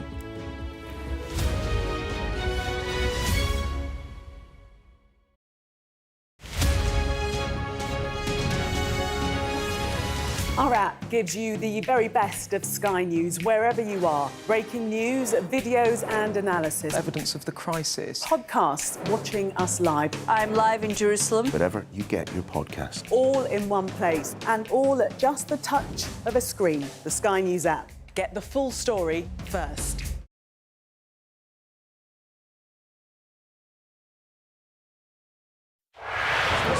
How are you? Good morning. Good morning. Very nice much, to see you. How are you feeling? Looking forward to getting into the parliamentary chamber. Are you any further forward to making a decision? No, it's an important day today. All of the claims were in line with my parliamentary duties, so I'm making that clear to you, Conor. He was a Scot through and through. He was a very good politician. Alex Salmond was controversial, he was a disruptor, but above all, he was respected. Will you resign if you lose this week? Again, I'm not planning to, of course, lose the vote of no confidence. I'm planning to win that vote of no confidence. His face said it all. My intention to stand down as party leader. This is now a storm with deadly consequences. How are they feeling? They're a bit scared at the minute. We've been told to evacuate. How are you feeling? Devastated. Hundreds of homes were wiped out by flooding. I'm Conor Gillis, Sky's Scotland correspondent. It was probably the darkest time in my life. Scott is 5 years sober after a cocaine addiction left him close to death. Scotland has a shameful record, worse than England, the worst in Europe. Why not just say you failed? Because then you might get more respect from families who've lost loved ones. This is where one of the UK's most prolific rapists thought he'd got away with murder.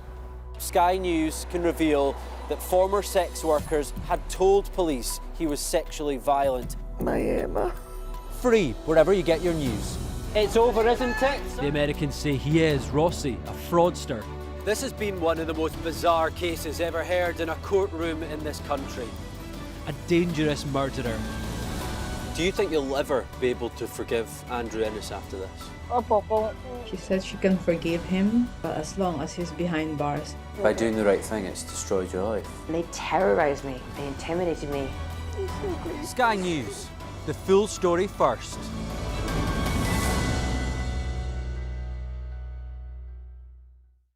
I saw police being forceful, pushing young men and women to the ground as they made almost 100 arrests. Will the cold affect your voters? Well, we have a lot of tremendous support. Free, wherever you get your news. The people here know that worse storms may well be on their way. I'm Martha Kellner and I'm Sky's US correspondent based here in Los Angeles. Hello, welcome back everyone. Time to kick off our news review this morning. Joining me is the Chief of International Marketing Partners, that's Alison Stewart-Allen, and Politico reporter Bethany Dawson. Really great to have your company this Saturday, thank you. I thought we could kick off with a story inside the Times. Page 4, NHS told to ditch some targets in drive to slash waiting times. Bethany. This is a really interesting story about this huge conundrum of how to fix the problems in the NHS. And what it sounds like is happening, according to the Times, is a kind of rejigging of priorities.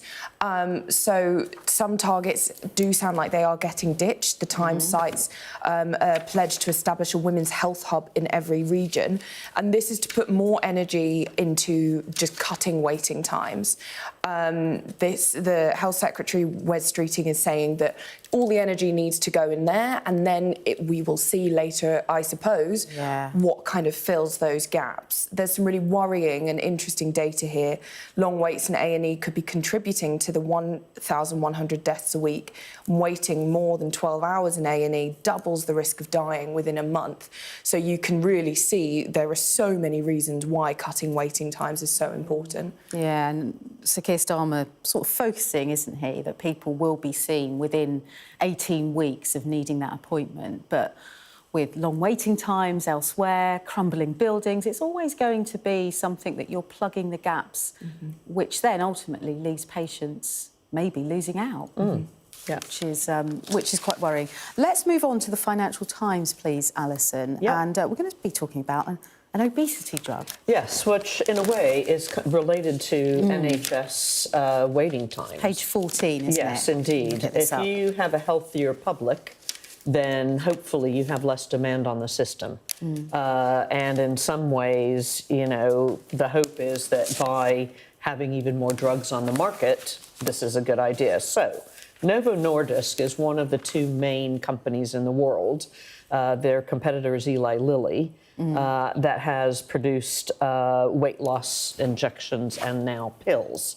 But they've just are in clinical trials, advanced stage clinical trials of another compound that's going to be even more effective in helping people lose weight, which... Alison, I'm going to have to pause you there. I'm very sorry. We do have some live pictures now.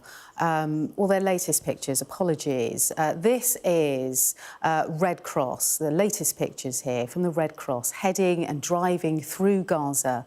What we understand is they're heading to pick up those 4 hostages, those young girls, 3 20-year-olds, 1 19-year-old. And this is all in an exchange with 200 Palestinian prisoners. The names have been released. This is what we're hearing.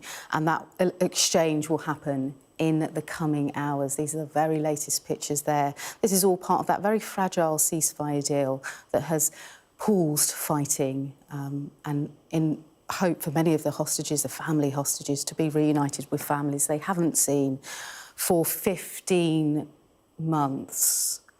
There are also pictures that we'll be showing you very shortly of the latest pictures of Hamas waiting for that convoy in a square to arrive, for that exchange to happen. And this is Gaza City Square. So these are the very latest pictures that you're seeing, that Red Cross convoy heading towards Gaza City Square. I will be speaking to our Middle East correspondent, Alistair Bunkle, very shortly to get the very latest on that. So we're going to pause there and we're going to go back to Alison, who was detailing you know, we're talking about NHS wait times, people really finding it hard to lose weight, the nation being heavier and bigger. And is the answer weight loss drugs? Is that the answer? The big question is... Answer. It's a great question. It's part of the answer. The other part of the answer is changing lifestyle habits, changing what foods you eat, changing the volumes, changing when you eat. So it's not that you just a magic, injection is going to magically want you to, melt away fat. But it has to be in combination with other changes that you make to your lifestyle. And these drugs actually do impact your cravings. They remove cravings, and they actually supposedly make people on them want healthier foods. Less processed foods, fresh foods. It's quite interesting. It'd be really interesting to see where that all lands really here in the UK, and the availability also on NHS lists, which many people complaining that they're waiting and waiting and waiting for that. We're going to move over to The Guardian, Bethany, because we've been detailing Donald Trump's first week, really, in office. And one of the threats that he's followed through with is foreign aid, and that's been frozen for 90 days. And how are the the papers are covering this is that trip that he made to California to talk about the wildfires too. Yeah, devastating wildfires that are continuing to rage. It's really, terrifying scenes. And Donald Trump said yesterday he's considering getting rid of FEMA, which is the organisation that deals with these kind of emergencies. What a time to announce it. He said that FEMA has been a very big disappointment, described it as bureaucratic and very slow. What a lot of President Trump's aims are, he says, with these kind of moves, are to remove that kind of bureaucracy, to speed things up, and save money in some of these cases. Critics of Trump are definitely going to say no. Are going to say don't. Especially right now, it's a really bad idea. We're just out of a pandemic. There are wildfires raging in California, but he started really strong in terms of signing all of these executive orders and making these really wide-ranging big decisions, and this seems like might be one of them. Yeah, it'd be interesting to see the pushback and how much weight that will eventually have, because there will be very many lawsuits to all of these executive orders. There already are. And as a Californian myself, having had many friends lose their homes in LA over the two main fires in Altadena and then Pacific Palisades, you're messing with the 5th largest world economy. So California on its own is that scale. So I don't think Californians are necessarily going to sit back and just watch it play out. Yeah, indeed. Let's talk about Google. They want to crack down. Another California company. What's really interesting about this is they want to crack down, don't they, on those fake reviews that then push up your rating on Google when you do a Google search. Correct. This is the story. Yes. It's in the iWeekend. Exactly right. So basically Google has agreed under pressure from the Competition and Markets Authority in this country to be much more vigilant about people uploading fake reviews and to now sort of publish warnings, this is a fake review or this account has fake reviews. And so, interestingly, the CMA, Competition Markets Authority, estimates up to £23 billion of UK consumer spending each year is influenced by reviews, and many of them are fake. So we're talking about fraud here, basically. It's the one thing you do when you're researching, well, I know I do, a product, a website. You look at the reviews, don't you? Sure you do. And it will influence whether you go with A or B. So it's really quite important. It's super important. And, 89% or so of us consumers rely on reviews to inform and influence our purchasing decisions. Yeah, OK. Bethany, take us through our next story. Legally binding climate and nature bill dropped. It's in The Guardian. Yeah, so this was a bill introduced by Ros Savage, a Lib Dem MP, and it was going to make a lot of the climate targets legally binding, kind of putting more pressure on the government to reach them. It was voted down, and it's according to the report, was a result, or it was voted down because Labour said, please don't vote for it. Now, it sounds as though Ed Miliband, the Energy Secretary, has said, look, vote this down, but if you do that, we will give you other things to protect the environment, because the government, the Labour backbenchers, are they're very conscious of the environment. It's a really important thing to many of the people in the party, and so voting down this bill will have been a difficult choice for them. OK, we're going to have to leave it there. Bethany, Alison, always a real pleasure to have you in on the studio with our paper review. Thank you. Enjoy the rest of the weekend. We're going to take you live to the latest pictures, rather, of Gaza City Square, because what we're seeing now is potentially those Red Cross convoy has arrived there. This is the exchange that we've been talking about all morning of those female Israeli hostages. They're expected to be released at some point today. We also saw in Gaza City that Hamas gunmen and crowds had gathered basically ahead of this release too. So there are 200 Israeli prisoners that have also been named by Hamas that are set to be released today. And this is since this very fragile ceasefire has been agreed between Israel and Hamas. And once we get more information on this, we will bring it to you. But these are just Hamas fighters and crowds in Gaza City gathering to watch what will be another historic moment in the war in Gaza. Join us after the break with the very latest.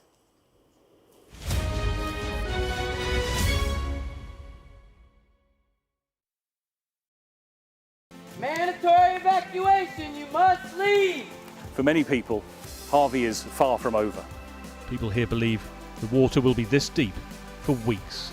I'm Greg Milam, and I'm Sky's Chief North of England correspondent. Are you trying to run me over, Sir Philip? No, go away. Look like it, sir. Will you respond to those who made accusations, Sir Philip? Can you go away? Sky News, the full story first.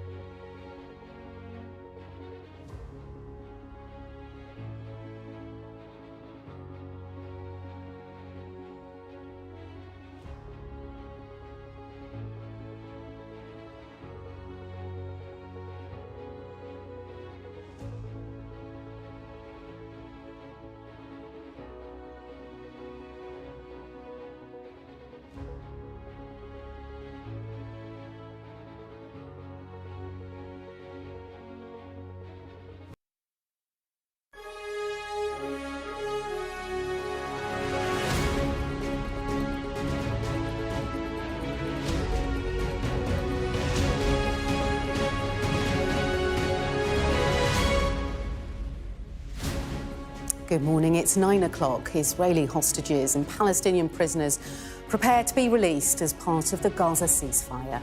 And it's finals weekend at the Australian Open. We'll have the latest from Melbourne, where Alfie Hewitt has won the men's singles wheelchair title. It's Saturday, the 25th of January.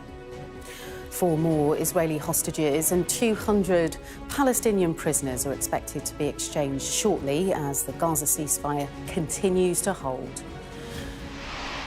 Hundreds of thousands of people remain without power and rail services are badly hit as the UK and Ireland count the cost of Storm Iowyn. Donald Trump's administration orders a freeze on nearly all foreign aid for 90 days, plus I don't wanna rock, DJ, but you're making me feel so nice. Where's it gonna stop? Robbie Williams makes UK chart history, tying with the Beatles for the most #1 albums. And in the Premier League, Manchester City take on Chelsea, but Pep Guardiola believes his side no longer strike fear into their opponents.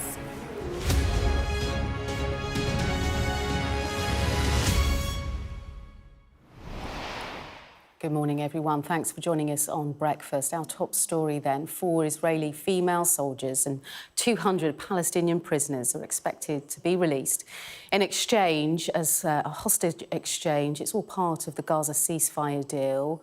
Let's take you to live shots now of a prison in the West Bank. This is where those 200 Palestinian prisoners are due to be freed. And these are the live pictures from the Reem military base in Israel. The Israeli hostages will be taken here before being transported for medical assessments. So what do we know so far? Well, 20-year-olds Karina Ariev, Daniela Gilboa and Naama Levy, as well as 19-year-old Liri Alberg, are set to be returned to Israel. They were all serving with the Israeli Defence Forces. They were taken captive by Hamas during the October 7th attacks. All these pictures you're seeing right now are from Gaza, and in the last few minutes they show a Red Cross convoy on its way to collect those Israeli hostages.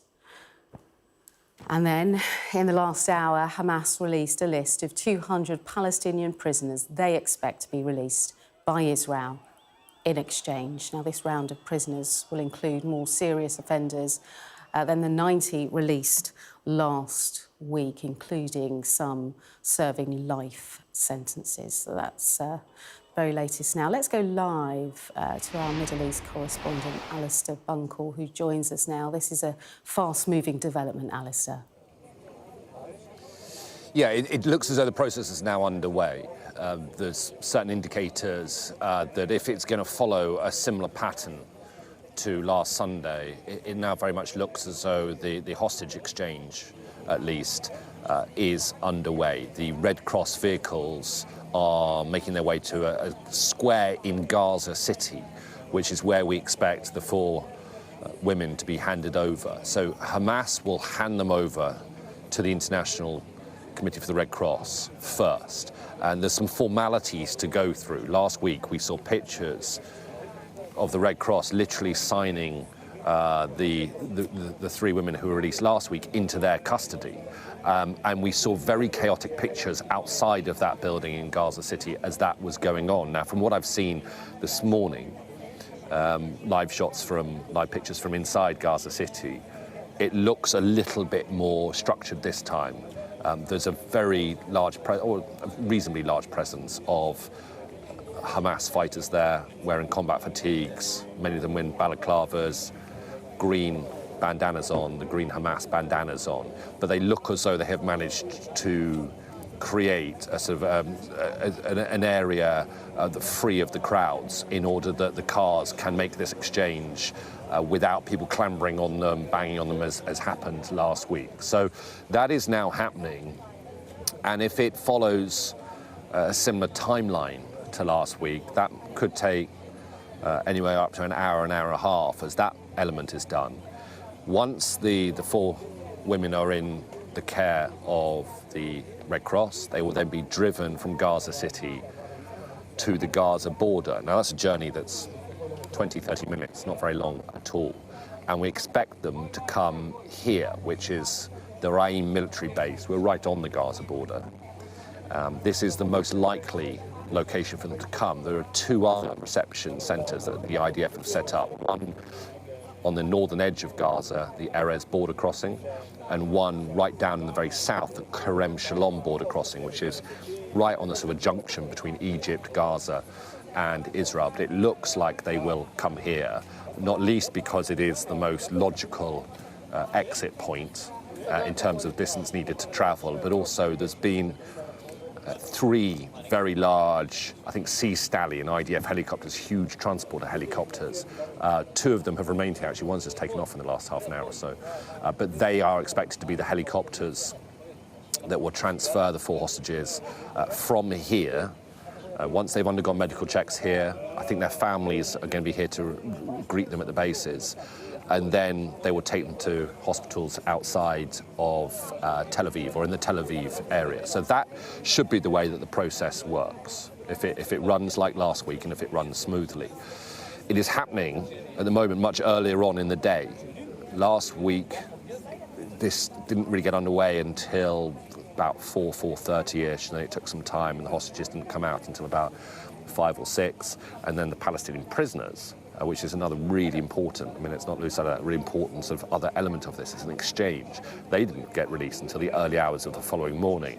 But this time, this week, this time around, the ceasefire is already in play, so there hasn't been that element of the day to get over first. Whereas last week we had a delay in the ceasefire coming into force, then it came into force, and then the release happened. Well, the ceasefire has now been in force for 7 days, and so it does look as though this process is going to happen much earlier in the daytime. So, look, I mean, my guess would be is if the Red Cross vans are pretty much at that square in Gaza, it could only be a couple of hours now before the 4 Israeli hostages come out, and then we'll have to see. You're looking at the pictures there of a prison in the West Bank, quite close to Ramallah. That side of the exchange will take longer for various reasons, not least because we are expecting 200 Palestinians to be released as part of the deal. So the ceasefire agreement is that for every civilian hostage that Hamas release, 30 Palestinian prisoners will be released in exchange. So last week we saw 3 Israeli hostages released and 90 Palestinian prisoners.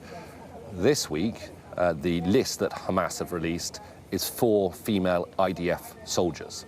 And for every IDF soldier, Israel will release 50 Palestinian prisoners. And a lot of them are thought to be serving life sentences for murder. And we expect that some of them will be deported.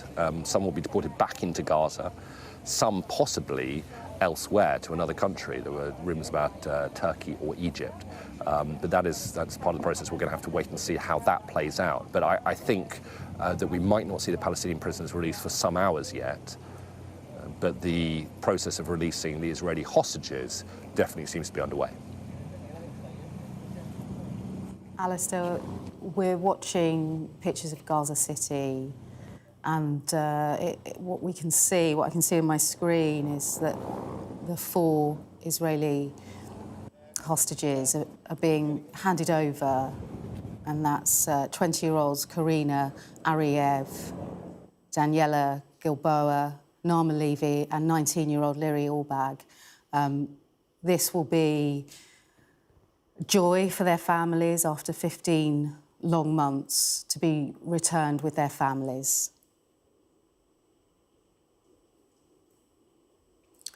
Do we have any more information, Alistair, on what is the whereabouts or information on those remaining hostages due to be released in the coming weeks at all? Well, firstly, let me just explain. On the left of your screen, you're seeing one of those very large helicopters. Well, you were seeing one of those very large IDF helicopters coming into land here. Now we're looking at those live pictures from Gaza City, and the 4 Israeli female hostages, Daniela Gilboa, Liri Albag, Karina Ariev, and Naama Levy, flanked by Hamas fighters their faces covered, wearing the green bandanas of Hamas and combat fatigues, in a show of force, a deliberate show of force by Hamas to show Israel, to show the world, but also to show Gazans that they are not defeated. Despite 15 and a half months of war, they remain an active force in Gaza. These are pictures that will not please Israelis. The Israeli government was not happy at the way it was the release was conducted last week. It does look like this week it is being conducted in a slightly more orderly fashion. You have crowds there, but you don't have the crowd immediately surrounding and even standing, climbing on top of the vehicles. But they are parading those 4 hostages.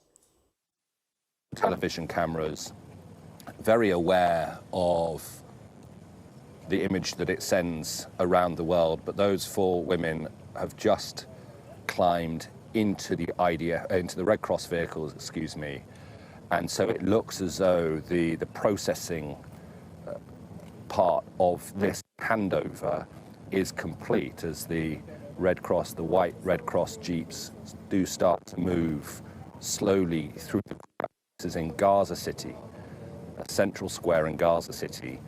We think the same location where the handover happened last week.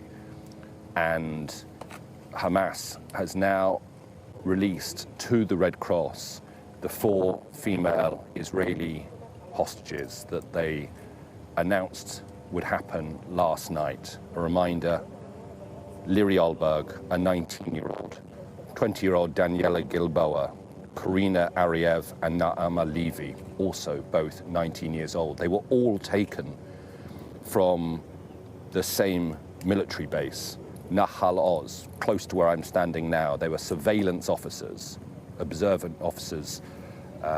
observation officers, working on the Nahal Oz base, right on the Gaza-Israeli border, when they were kidnapped on October the 7th. Liri's mother, Shira, last heard from her at 6:30. Liri texted her to say that she was taking cover from rockets. Her mother heard no more from her. She went to hospital in Beersheba, a town not far from here, to try and find her. She failed to find her, and she only learnt when she got back home from a Hamas video that her daughter had been kidnapped. Those Red Cross vehicles now making their way through pretty large crowds that have gathered in Gaza City, and they will now drive close to where I'm standing now. They'll drive to the border between Israel and Gaza, and then hand over the 4 women into the care of the Israeli military. And there's 3 transport helicopters waiting here. They will take them to hospital near Tel Aviv. But before that happens, the families of the 4 hostages are at this base ready to greet them. They'll also go through medical checks here to make sure that they are physically okay, making sure they don't have any immediate emergency medical needs to be treated before they are taken to hospital.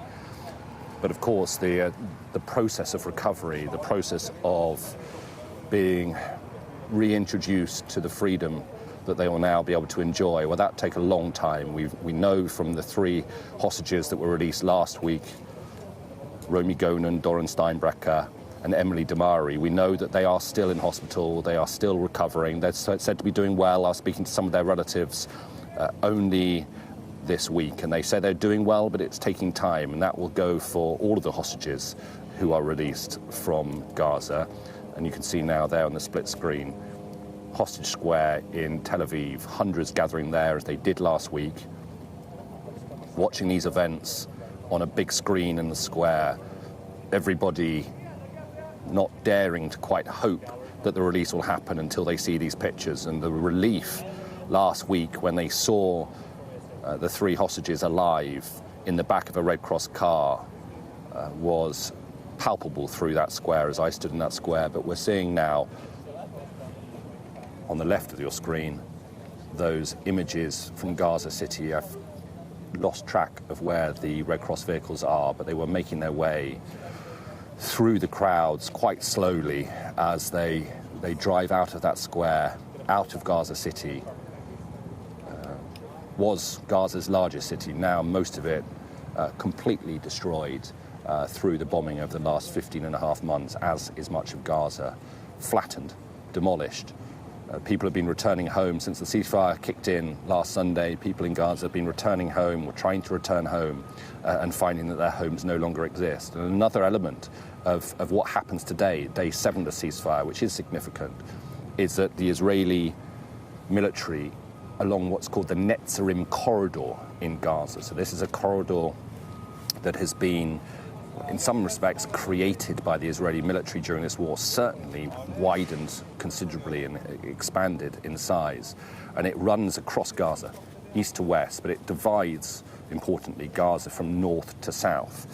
And in accordance with the ceasefire agreement, from today, the Israeli military should start withdrawing from that Netzarim corridor, which will allow Gazans to start returning home to the north. So people, Palestinians who used to live in the north of Gaza but have been displaced, many of them multiple times over, living in the Al-Mawasi refugee camp, which is down south along the Mediterranean coast in invariably pretty grim conditions. Well, they will soon be able to return back to the north of Gaza. They'll have to go through checks before they pass through, making sure they're not carrying weapons or they're suspected members of Hamas. But that is another element of what is due to happen today, as long as the ceasefire process continues to work smoothly. And I have to say that despite the initial hurdles last week when Hamas hadn't handed over the names to the Israeli government, by Sunday morning, and then Benjamin Netanyahu ordered that the ceasefire not go into effect, and then things got smoothed out. Well, this time round, it does seem to be running according to plan. It's still early in the day, but this is happening much sooner in the day than it happened last Sunday, and it looks as though Hamas is following a similar process to what it did last week. So as I say, just to repeat, what should happen from now is once the Red Cross vehicles leave the square in Gaza, as they do make their way carefully through the crowds, they will drive to the Israel-Gaza border. And the Red Cross here effectively acting as intermediaries, receiving the hostages from Hamas and other militant groups, and then taking them to hand them over to the Israeli military. And it is a 20-30 minute drive, if that, from the center of Gaza City to where I am in Ra'in, which incidentally is close to the site of the Nova Music Festival. The festival where in the early hours of October the 7th, 2023, Hamas gunmen broke into that festival and killed so many people and took hostages away with them. And this is very close to where that music festival was happening on that October morning. And Alistair, crucial to this day is the names of 200 Palestinian prisoners that Hamas wants in return. So this is the other side of the process, the other side of the exchange. Equally as important for the Palestinians to receive. So I'm just going to break off there. It looks as though, if we're looking on the left-hand side of the pictures, if those are live pictures, rather than being in the Red Cross vehicles, it looks as though, oh, sorry, they're not, I'm being told they're not live pictures. So just to explain for people watching, what you're seeing on the left-hand side of the screen are pictures from within the last half an hour or so of the 4 Israeli female hostages being taken by Hamas before they were handed over to the Red Cross. You can see them there wearing their IDF uniforms. Again, I'm sure that's probably a deliberate move by Hamas to show that these were IDF soldiers when they were taken on October the 7th. And then you can see them being taken up onto a stage there, paraded in front of the gathered crowd, a gathered crowd probably of a few thousand at least in the center of Gaza City, surrounded on all sides by Hamas fighters. They are raising their hands in the air, but they will now know that this is the day that they are going to be released. I've spoken to hostages who've come out of Gaza in the past, and they've told me how at times the moment of release was one of their most frightening days being kept hostage, because they didn't know what was happening. They didn't know, some tell me, whether they were being taken away for their execution.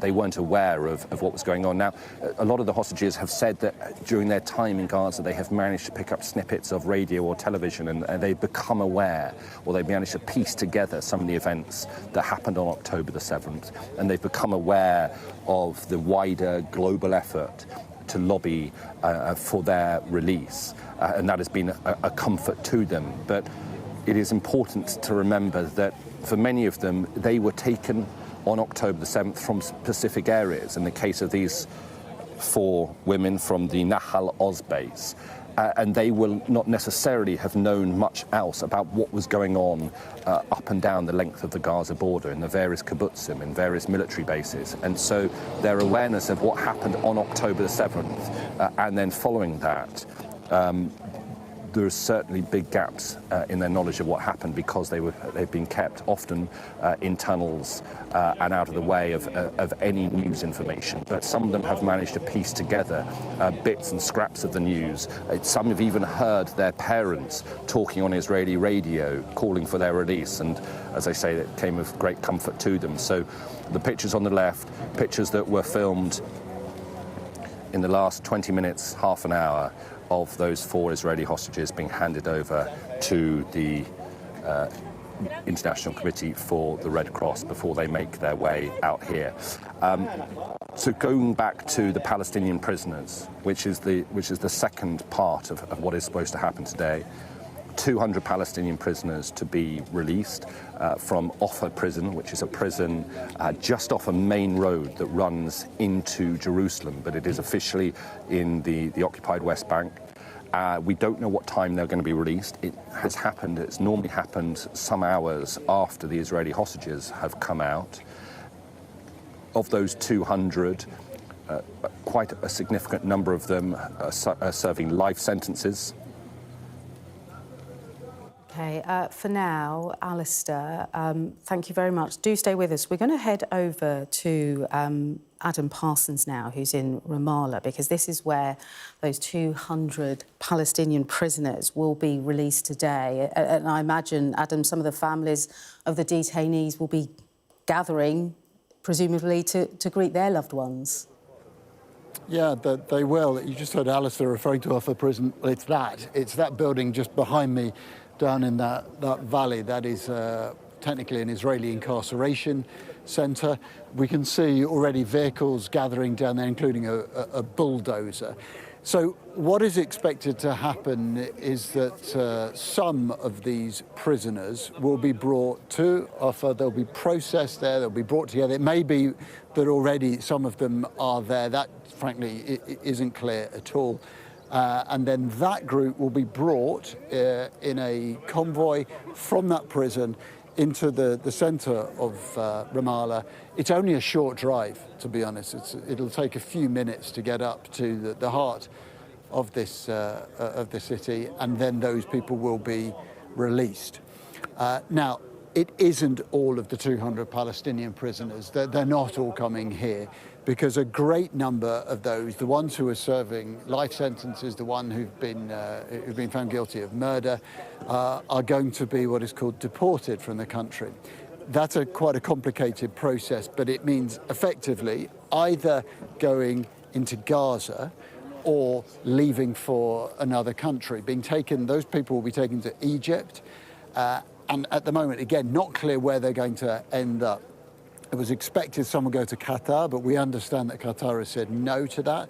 About a dozen are likely to go to Turkey. At the moment, there are negotiations also going on with Algeria for people to be potentially taken there. And it's thought that maybe around 50 will be going into Gaza itself. So that leaves probably about 80 others who will be coming here to Offa and will end up greeting their families in Ramallah later on today. You heard Alistair there saying that we don't know what time that will happen. A week ago, it didn't happen until late into the evening. And one of the things that we know is that the Israeli authorities are very, very keen to avoid images of big celebrations. So prisoners who are actually being taken not to Ramallah but being taken to Jerusalem, it's understood they're going to be in Israeli police vehicles and are going to be driven directly to the house where they'll be staying, and taken up to the front door to try to stymie any of these sort of images of celebration. Here in Ramallah, that's going to be very, very difficult because clearly there will be families gathering, there'll be images, scenes of big jubilation. That's why I think last time round they waited until very late into the evening before releasing the prisoners. This time it is not clear, but what you can see is signs of movement over there. We've seen vehicles coming in and out of the prison, and clearly this is the other half of that swap. 4 Israeli soldiers being released by Hamas, and in return these 200 Palestinian prisoners who are going to be released today as part of this ceasefire agreement.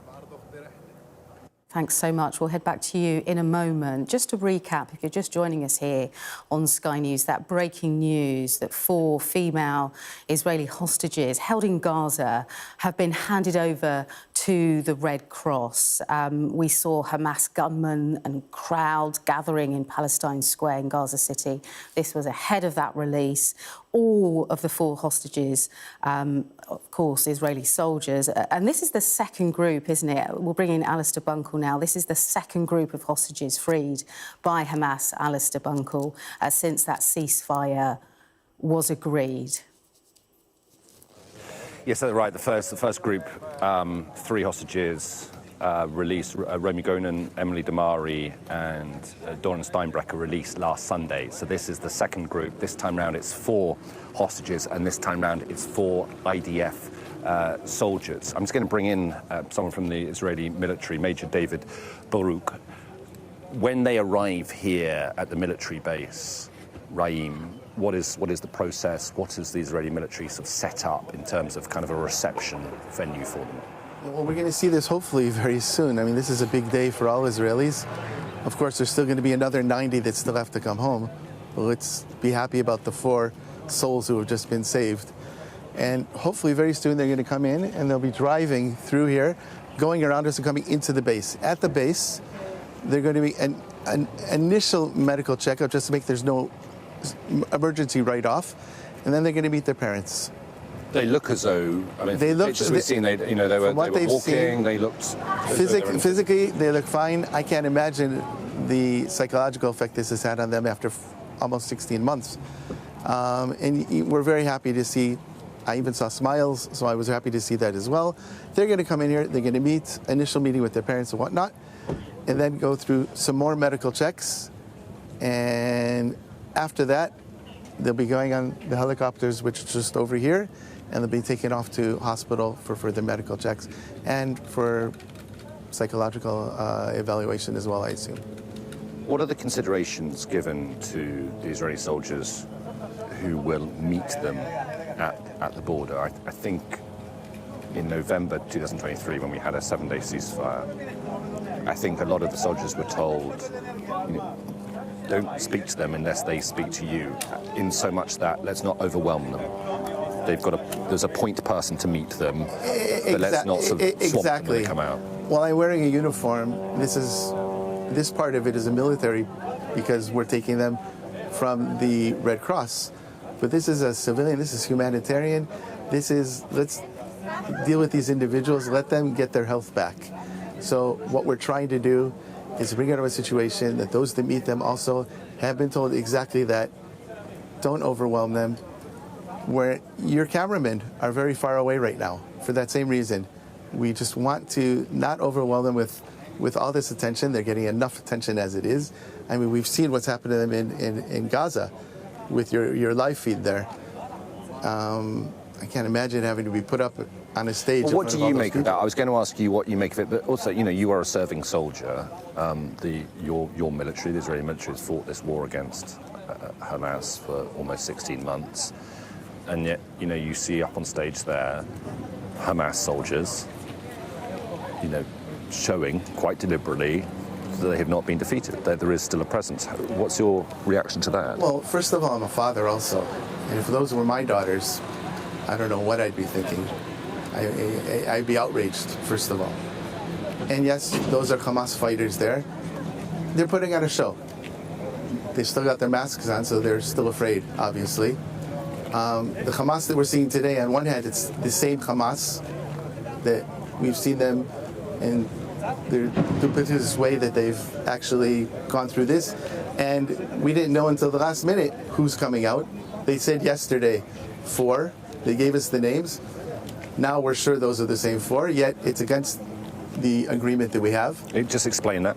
Because the agreement we have, from what it's a political agreement. It's not through the military, but yet we understand that it's supposed to be civilians first and then soldiers. I'm very happy that these 4 are being let free. But there are still other civilians that are there.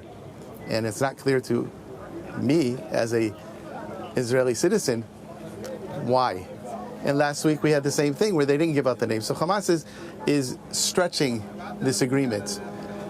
Hamas militarily is not the same Hamas as it was 15 months ago.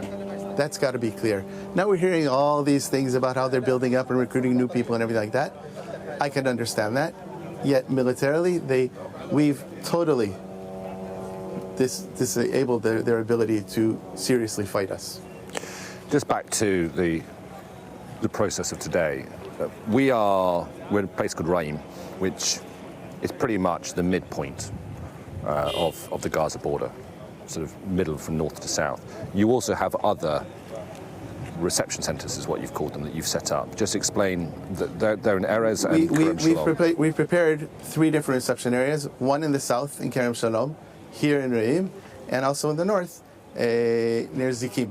And that's because you don't know until very late on where they might be coming out. Even here, there was a possibility that we'd have to convoy to the south. We have no idea, because it's up to the people holding these people. Let's remember, that's what this is. They're holding people hostage. And there's still another 90 that are being held hostage. And that's what this is all about today. This is all about bringing out hostages back to freedom. And these are 4 IDF soldiers.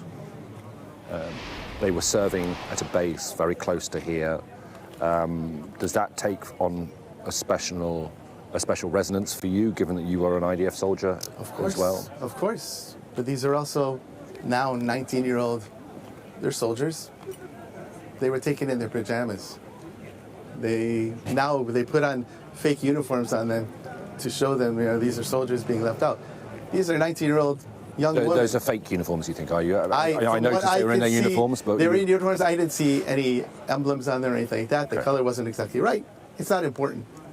They put these people in uniform to make a point. This is all just a big show by Hamas and what they're doing to those. We heard it from the people last week as well that were released. We heard that the terror that they had when they were given over to the Red Cross, and with all the people banging on the Red Cross vehicles and whatnot. And to be put in such a situation, 19-year-old young women, girls, being put through that, it's got to have its psychological effects as well.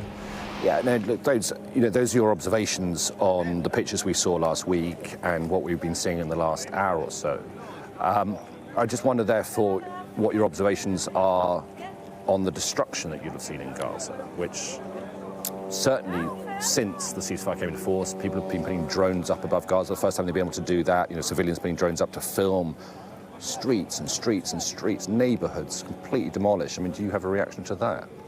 I think it's tragic what Hamas has brought upon the Gazan people. I wouldn't have wanted to be a Gazan prior to the 7th of October, living under Hamas rule, and I certainly wouldn't want to be a Gazan today after what Hamas has brought upon the Gazan people. This didn't have to go on for 15 months. It didn't have to go on even for 3 days. But the destruction in Gaza... The destruction was brought on... Is the result of IDF fire, IDF fighting, missiles. IDF and other missiles as well that were shot by Hamas and came down as well. But yes, we fought there, and we were fighting terrorists, and we were fighting even up to a week ago. There is fighting still going on, in theory. We're not fighting right now. There is a ceasefire. But yes, the Hamas continued with what they had left to continue. And yes, they were trying to do things to us. Okay, I'm just hearing that Channel 13, which is a news channel here in Israel, is reporting that the 4 women have been handed over into Israeli military care. We haven't got that confirmed, and you've been talking to me, so you won't have it confirmed either. It seems as though that might be ever so slightly too quick for that to have happened.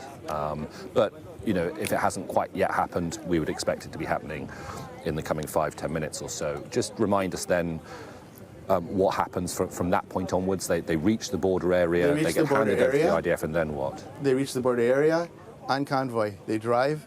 We'll see them coming around here and then going into the base here. Okay, when they go into the base, then, like I said, they'll be getting an initial medical check to make sure there's nothing seriously wrong with them. And hopefully, from what we saw, that's the case. They'll meet their families, and they'll go through some more checks and whatnot. And then they'll get on to the helicopters over here and be flown to hospital for further care. I've just had a text message from one of your colleagues confirming that they have now been handed over to the Israeli military within the Gaza Strip area, and they'll be on their way here shortly. Can I just ask you about another development that is supposed to happen today that does concern the Israeli military? And on day 7 of the ceasefire, which is what we're on, we are expecting to see the redeployment of the Israeli forces around the Netzarim corridor area. Will that, tell us about the significance of that from a sort of an Israeli military sort of strategic perspective, but what it will mean for Gaza?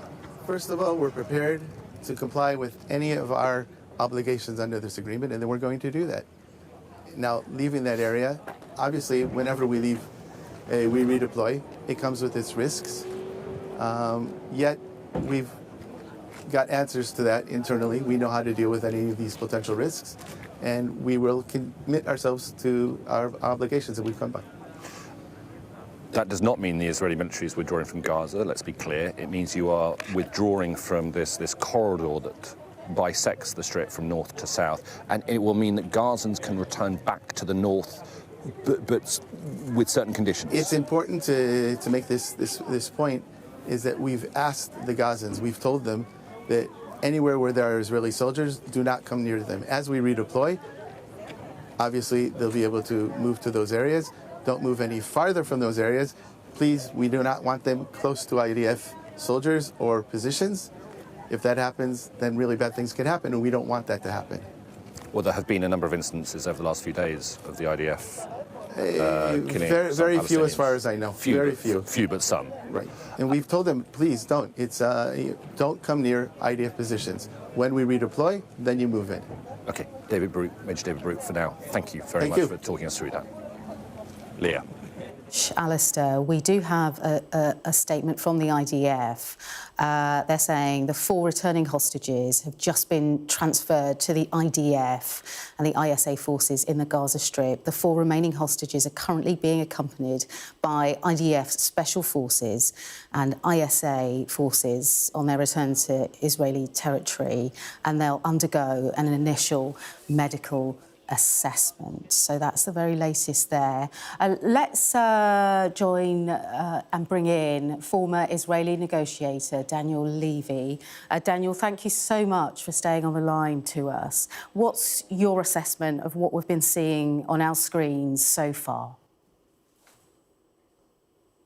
Well, first, Leah, of course, it's emotional. It's relief for those families. It's the fact that hopefully Palestinians will be able to return to parts of northern Gaza starting tomorrow. Huge moment, of course, for those families. Huge week that Palestinians, for the first time in 15 months, are not seeing daily killing of civilians. It also tells us, Leah, when one steps back from that initial emotional reaction, that this is how Israeli hostages are going to be returned alive. And why did it take so long? And why did the Israeli Prime Minister refuse for so long to agree to the terms that he's now accepted?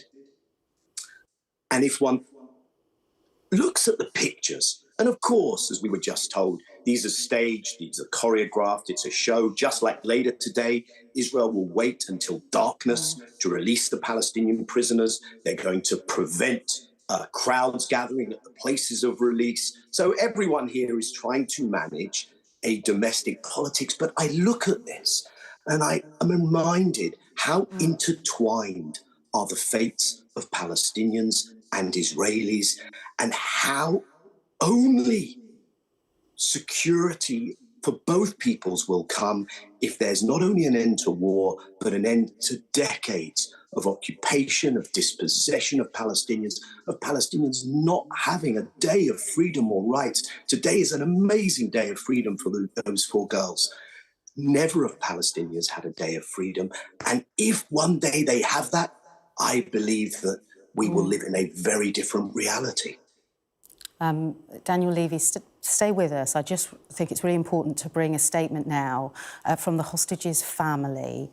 This is, of course, Daniela, Leary, Karina and Nama. The families say after 477 agonising days in captivity, Daniela, Leary, Nama and Karina are finally returning home to their families who worked tirelessly for their release, to friends who prayed for their well-being, to an entire nation that never lost faith that this day would come. There's also calls, Daniel, for them to have their privacy respected, because this is going to be a very, very long journey for them to recovery. Well, absolutely. I mean, today is a good day. There will be days when I think we can fully expect and anticipate that it will be dead bodies rather than smiling, waving people coming out of Gaza. There are going to be many days in the weeks ahead where dead Palestinian children, women, men are going to be pulled out of the rubble. We've seen that already. It's 46,000 plus Palestinians killed, not by Hamas, as the spokesperson rather pathetically tried to claim from the Israeli military earlier, but killed by indiscriminate Israeli bombings, which has led actually to Israel's leaders having arrest warrants at the International Criminal Court because of the war crimes they've committed. So we're going to be seeing much harder days.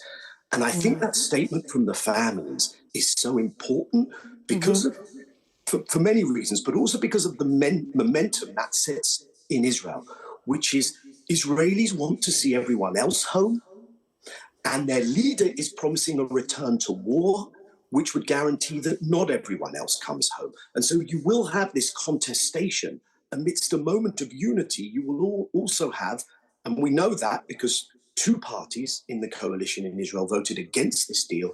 And so there are those who may be happy at the particular site, but are unhappy that the killing has ended, and they're trying to insist and provoke that the war resumes. And so I think that polarization is going to resume inside Israel, because you won't get the rest out if Israel doesn't respect the whole deal.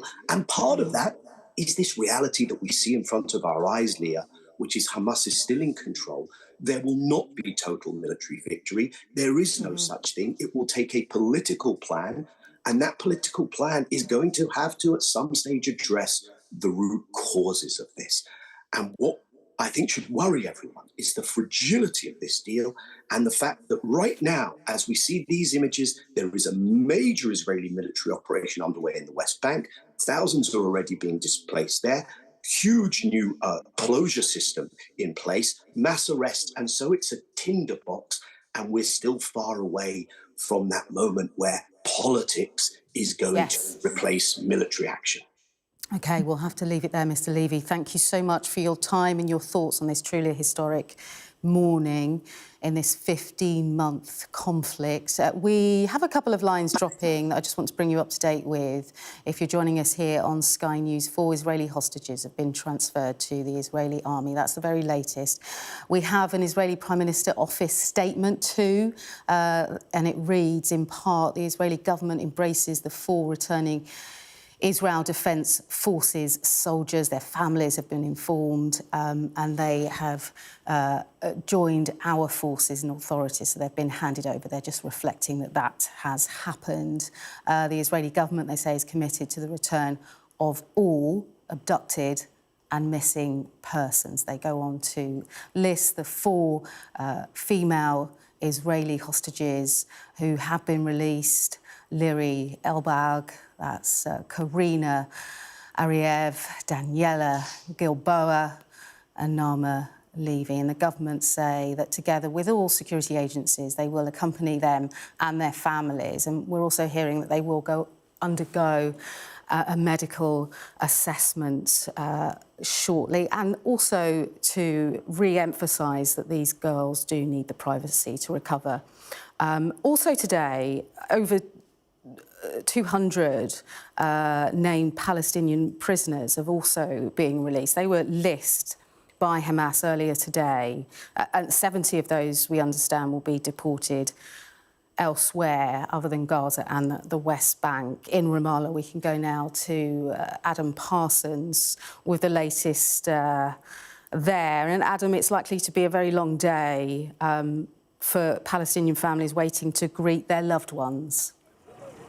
Yeah, a long day, and at the moment, quite unpredictable. There are certain things we know for sure, certain things that are just still up in the air. For instance, it's not yet clear who exactly is going to be released, who isn't. We have the lists of those, but there are questions about whether there are names missing.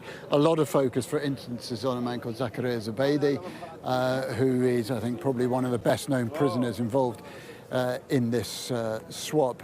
He's not on this list, but there are indications that perhaps he may yet be released after all. So 200 Palestinian prisoners are going to be released. Now, 120 of those were serving the most serious sentences in relation to murder.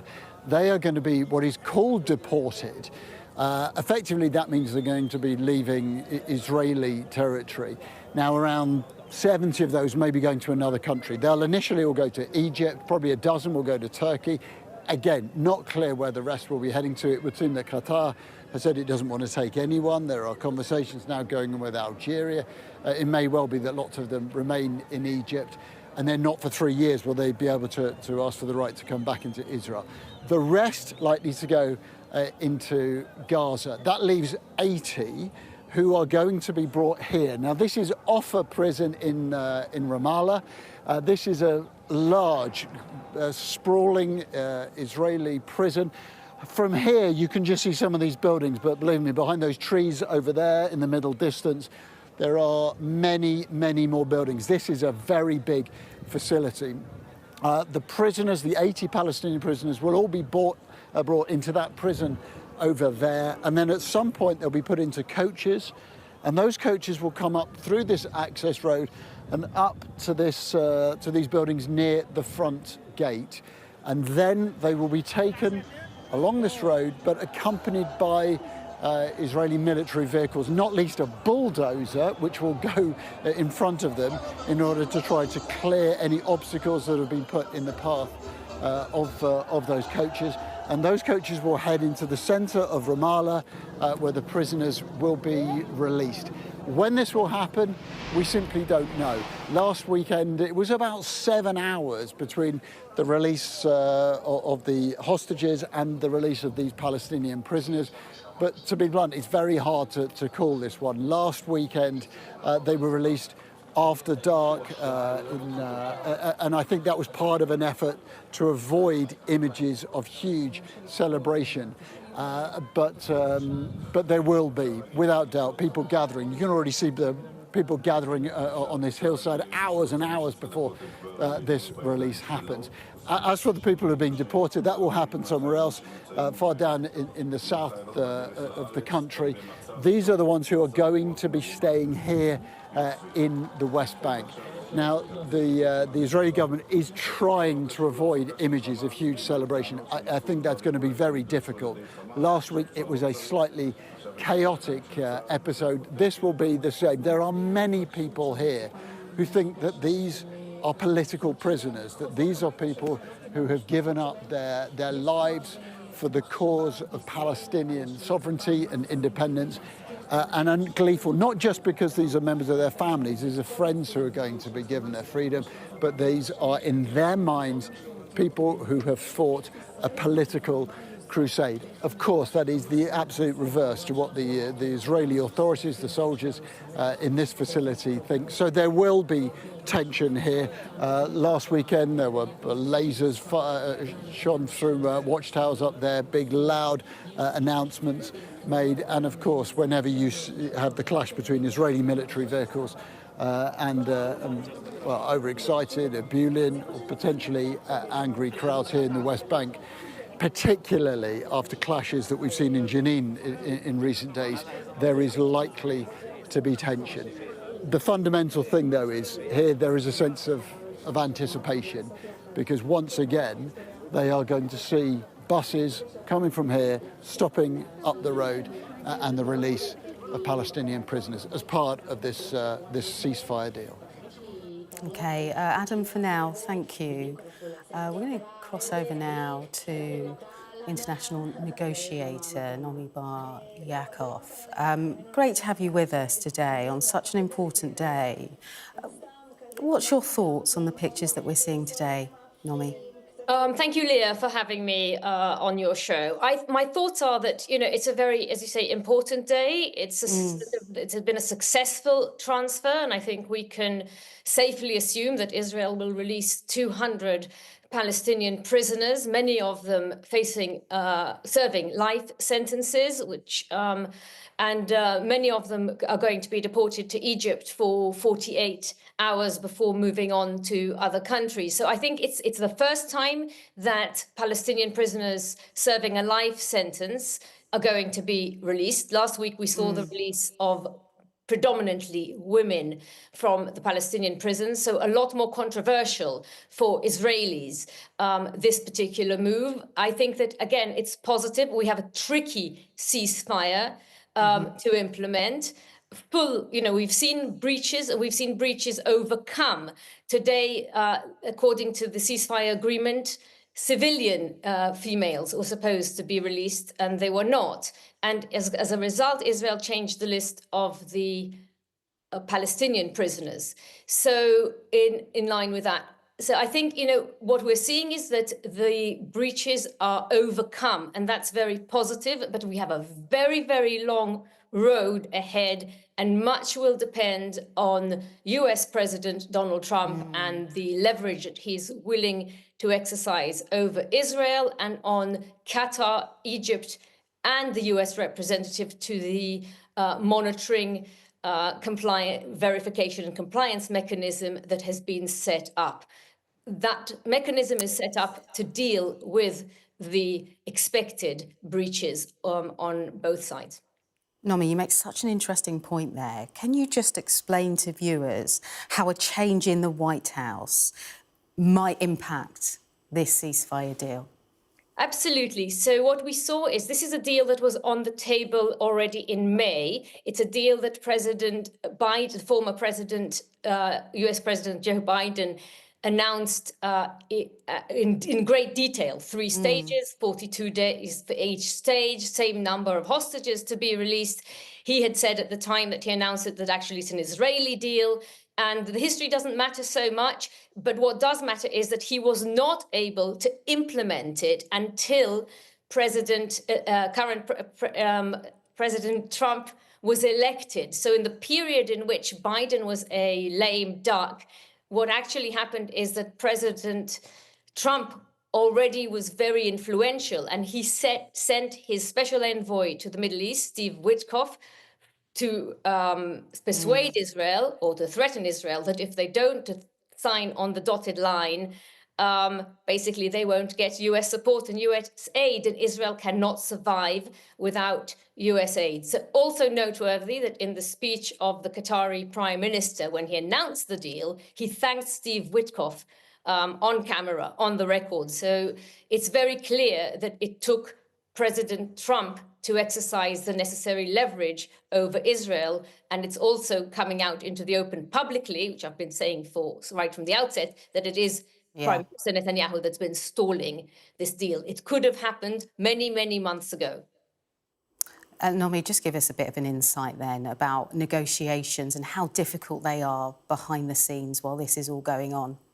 Well, it's extremely difficult, both on the macro and the micro level. On the macro, it's deciding on the framework of the deal, how long will the deal take, categories of hostages to be released, and timetable, categories of Palestinian prisoners to be released. Where will they be released to? As I said earlier, some are going to be deported outside Palestine, outside the West Bank and Gaza. Some are serving life sentences. Every single name is, so first one agrees on the numbers and the categories, and that's a very tough negotiation. And also in terms of the hostages.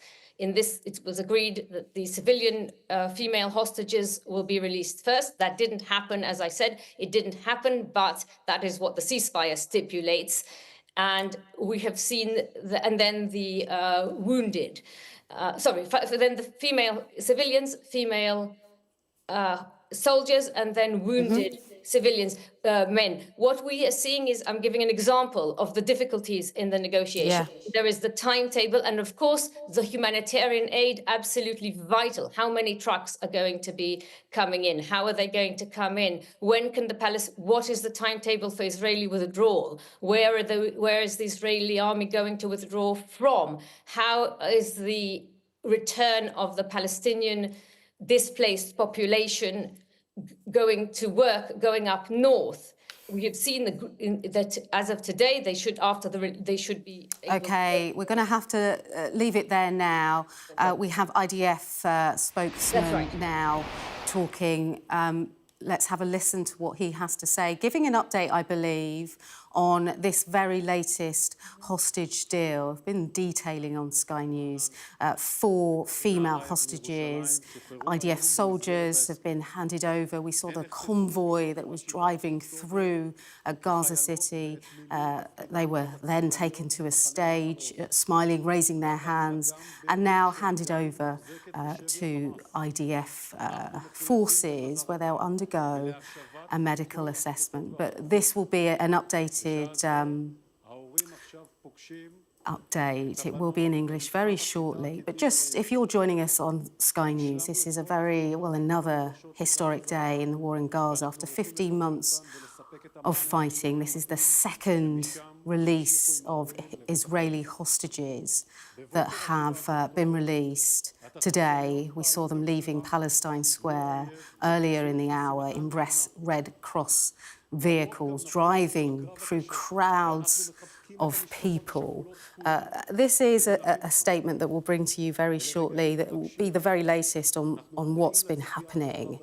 The families of the 4 young women say they've been fighting tirelessly for this release. And now the IDF also updating us on the privacy that these young girls will now need in their recovery. We also saw tears of joy, tears of sadness in Hostage Square in Tel Aviv too, as people reacted to this latest day. And then this hinges on 200 Palestinian prisoners then being released also. We'll have the very latest from our Middle East correspondent, Alistair Bunkle, very shortly to bring us in. He will be detailing the next stages and what happens in this process. But the IDF confirming that the Red Cross has handed over the hostages and they're safe in the hands of family, which has been a long and exhausting period for the families.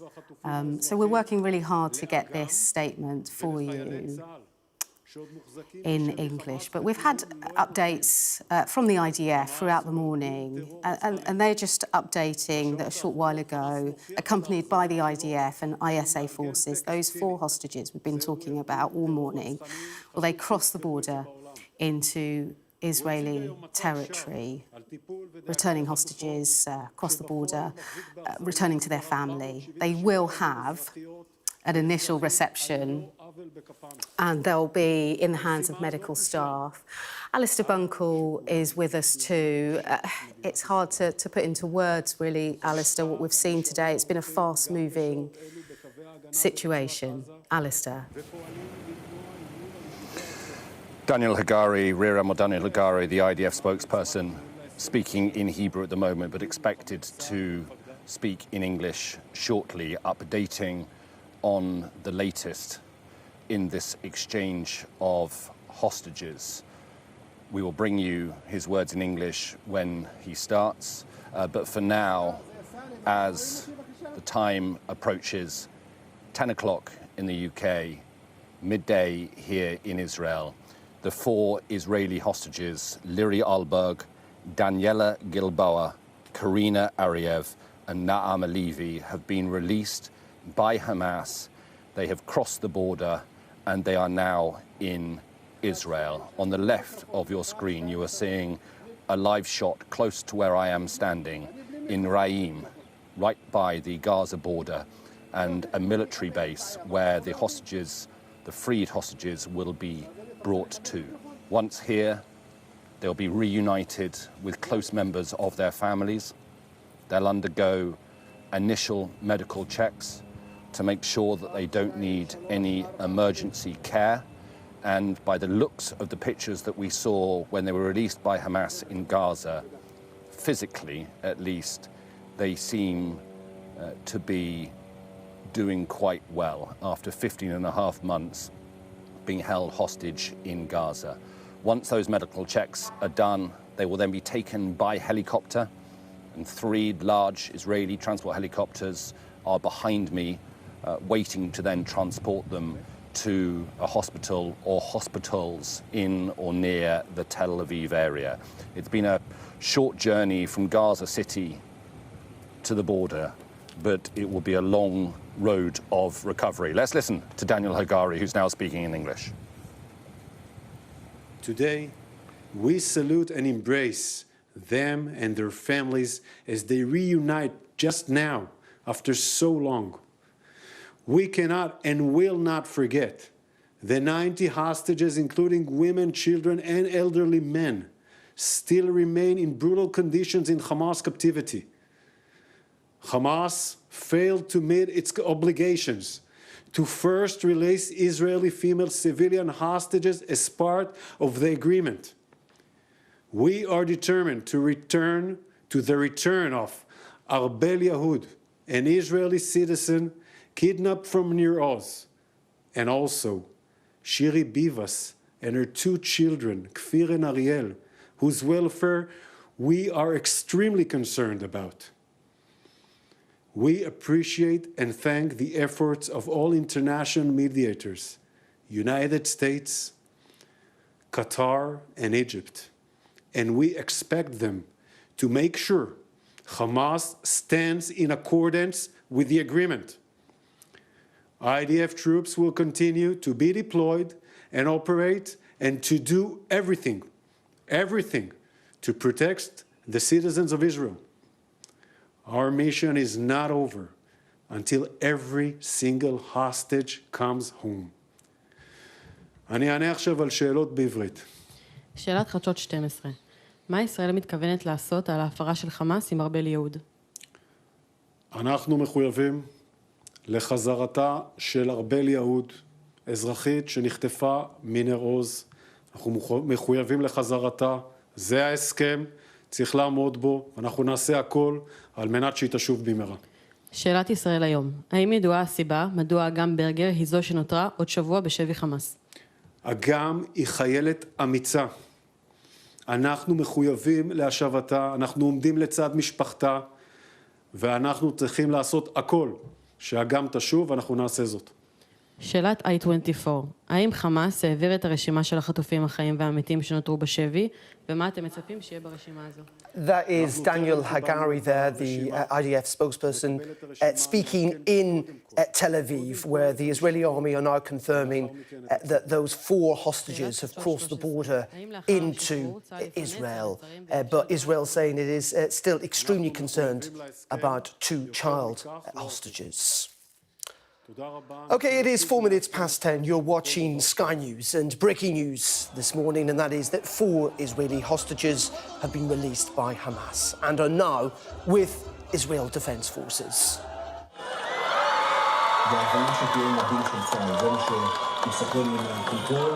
Karina Arif, Daniela Kilboa, Naama Levy and Liri Albag were all serving in the Israeli military when they were captured on the 7th of October. Well, this is the live scene from Hostage Square, where families have gathered for the second hostage handover under the terms of this ceasefire deal.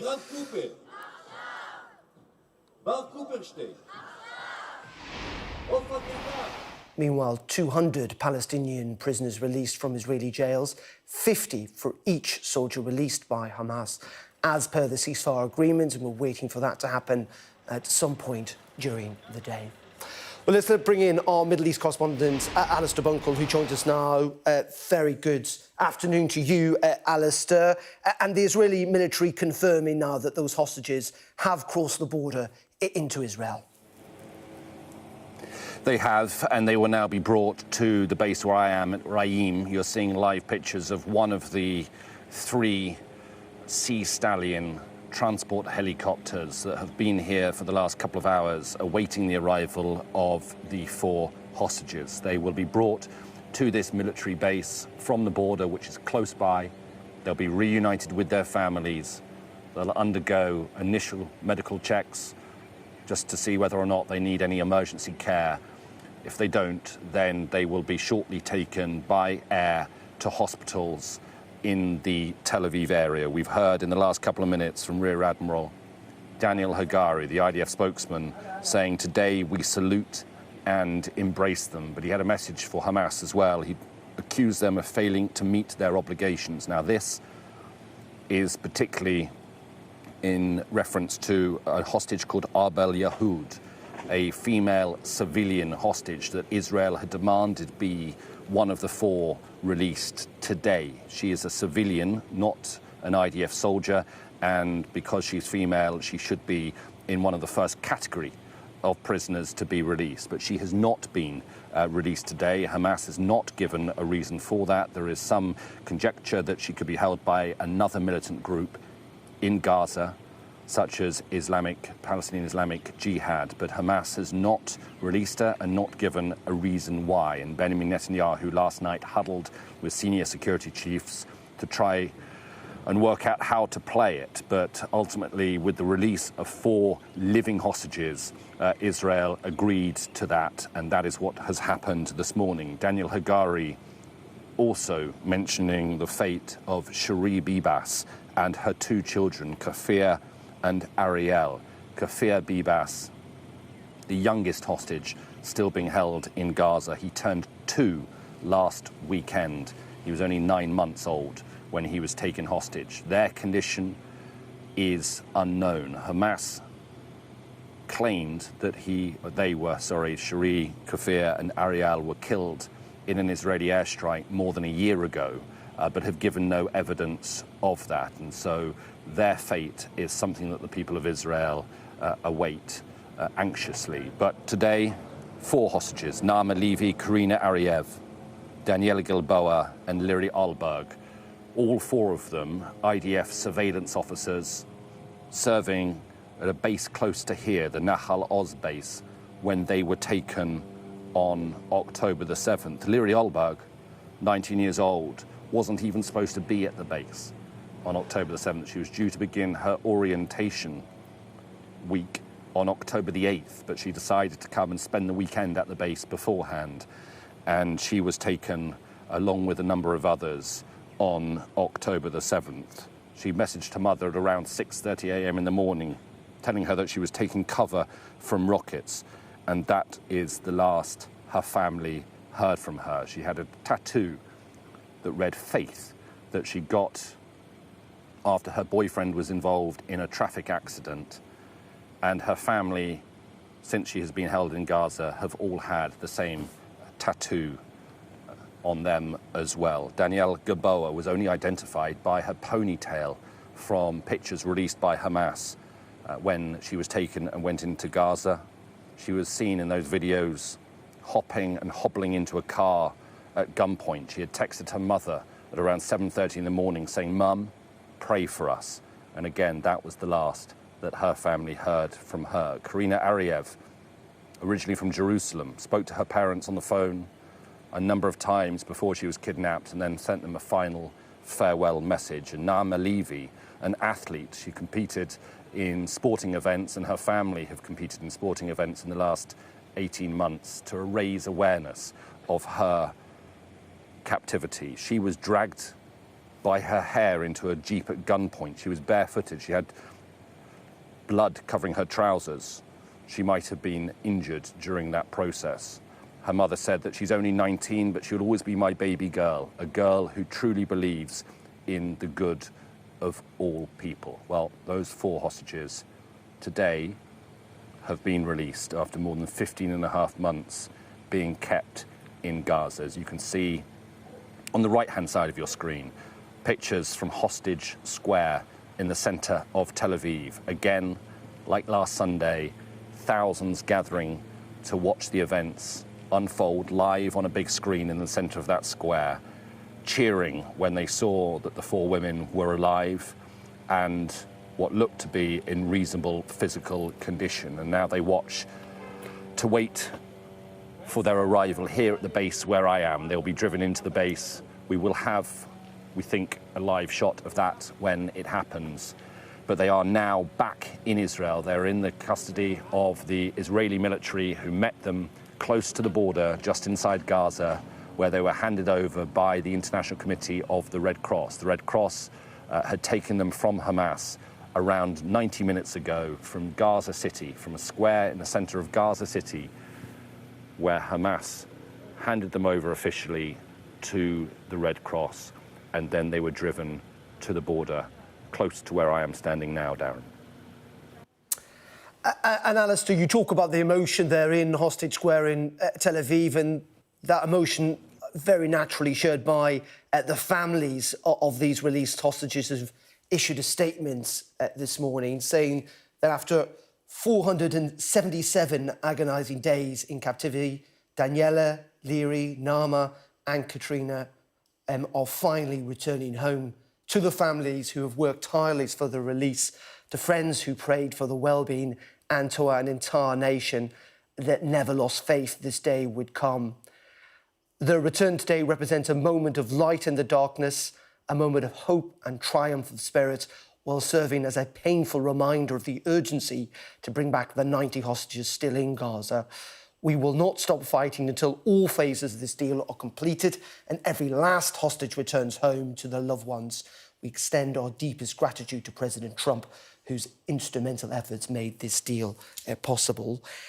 And Alistair, this is part of a deal, isn't it? We are expecting the release of Palestinian prisoners later today, but also the movements of Israeli troops too.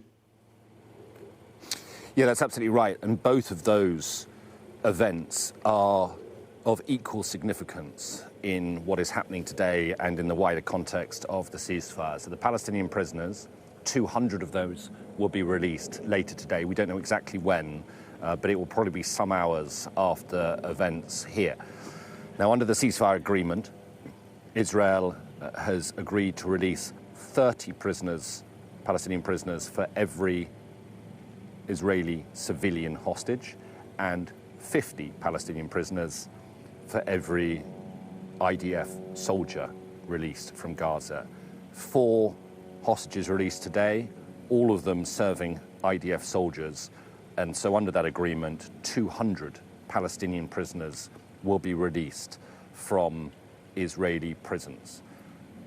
Quite a large number of those have been serving life sentences. They're considered high-category prisoners. Some of them will be deported. Some will be sent back into Gaza. Some, we understand, will be taken to Egypt for at least 48 hours and then maybe on from there. This release of Palestinian prisoners, and you speak to many Palestinians, and they will say that a lot of the prisoners being released were being held without charge. They were being held indefinitely. They had no access to their families. They've had no access to lawyers. And they will describe them as being hostages as well. Hostages being kept by the Israeli state, by the Israeli prison system. But amongst and what could be a couple of thousand, ultimately a couple of thousand prisoners released, if this ceasefire continues, are, as I say, some prisoners who have been convicted of serious crimes, including terrorism and murder. And their release does and will sit very uncomfortably with many in Israel. We're seeing the scenes here on the right from Hostage Square in Tel Aviv, scenes of relief, of celebration, of jubilation. Make no mistake, not everybody in Israel shares that feeling. There are some, and I would say most certainly a minority, but a significant minority, who don't agree with this deal. They think it is a bad deal.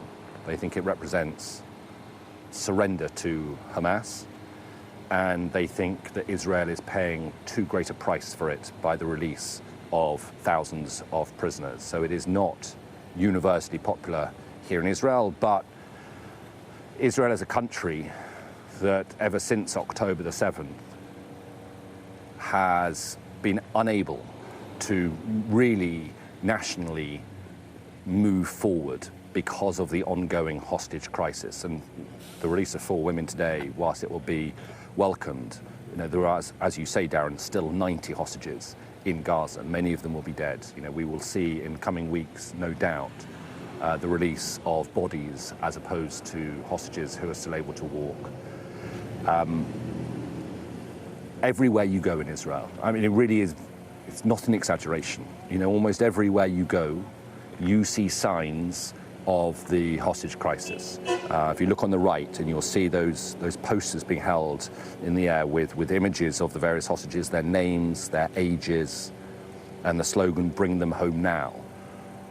Those images are on billboards. They are at Ben Gurion Airport when you arrive and when you leave. They are in shopping malls. They are in civic buildings. They're on street corners. Many, many Israelis you meet will wear the yellow ribbon, a symbol of the hostage crisis, or they'll wear a metal dog tag, again, another common symbol of the hostage crisis. It has deeply affected Israelis. It continues. Every time we see a release like this, it is a moment for joy for the Israeli people. It's a moment for celebration. There you go, I was talking about the yellow ribbon. You can see it sort of interwoven amongst the Star of David there on the Israeli flag. But it is a crisis that has affected Israeli people very, very deeply and continues to do so. And you really feel that until all of the remaining hostages are freed, whether dead or alive, Israel will not be able to move on from the events of October the 7th. So this is a step in that process, but merely a step. And a lot of people are unsure whether this first phase of the ceasefire, and we've only just hit the 1 week mark, the 7-day mark, it should last for 6 weeks. Many people are unsure whether or not it will enter into a second phase. It remains fragile. It got off to a rocky start last week when Hamas hadn't handed over the names of the hostages they were due to release last week, and so Benjamin Netanyahu ordered the Israeli military to continue striking Gaza. That issue was resolved pretty quickly, and the hostage release went ahead last week and has done so again this week, pretty smoothly from what I have seen here, pretty smoothly so far. But the other side of it, both sides have to keep to the agreement, and the other side is that Israel releases the 200 prisoners that they have said they will do today, and that the Israeli military starts to withdraw from the Netzarim corridor, a strip of land that divides Gaza between north and south. A strip of land the Israeli military have dramatically expanded by bulldozing buildings and bulldozing through farmland and orchards over recent months to create this highway that runs from east to west, one of a couple of highways that they have now in Gaza that they've been using for military purposes. Well, they are supposed to be withdrawing from that in the coming hours. It will probably take some time, but it will allow Gazans who have been displaced many times over. They're now living in pretty awful conditions. If they're lucky, they are living in tents, but there aren't enough to go around. But they will now be able to return home. Those of them who came from the north will be able to return home to the north. What they'll find when they get there, though, well, you know, a lot of Gaza, much of Gaza, is now totally destroyed. I've been in myself a couple of times over the last year and a half and seen it for myself. We have seen as well drone pictures this week. First time civilians in Gaza have been able to put drones into the sky since the ceasefire began, and they show miles and miles of complete destruction. The colour has been completely extinguished from parts of Gaza. It is now just a mass grey of rubble and destruction. It will take probably decades to rebuild the Strip, and at the moment nobody knows who will do it and who will pay for it, as we don't know who will ultimately govern Gaza. These are all very, very big questions, but questions that have not been answered yet and might not be answered for some time. At the moment, we're in the first phase of this ceasefire deal. Every day that it passes intact gives some cause for hope. Every day that the hostage prisoner exchange happens gives cause for some hope. But the second phase of the deal isn't due to be negotiated until day 16. So for almost a few days now, we're seeing pictures here of the convoy of the hostages. They've come out of Gaza. They are now in the care of the Israeli military in those vans, probably, I can actually see them now with my own eyes, 100 meters from where I am, a long convoy of vehicles, including 2 blue-green people carriers, which I assume contains the 4 hostages, and some Israeli security vehicles escorting them. They are entering the Raim military base now, and I suspect that in just a matter of minutes they will be able to meet their families who have been brought here to greet them now that they have left Gaza. The families have released a statement this morning saying how thrilled they are that their 4 loved ones have been released, and it will be just a matter of minutes now before they can see them for themselves and hug them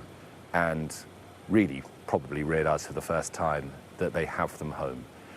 And then it shouldn't be too long before they are taken by one of that helicopter there and a couple of others to hospitals.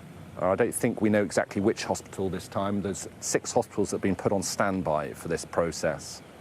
And last week it was to the Sheba Medical Center, which is just east of Tel Aviv, just on the outskirts of Tel Aviv. But the 4 hostages this time, the released hostages, will be taken to a hospital in the Tel Aviv area, and then from there transferred by the IDF into professional medical care. They will stay in rooms that have been specifically designed not to look like hospitals. They will have everything they need and want, but it will be a very difficult, strange process for them. I was speaking to a hostage some time ago who'd been released from Gaza, and they said even the freedom to go to the loo by yourself without having to ask permission, without being escorted by an armed militant,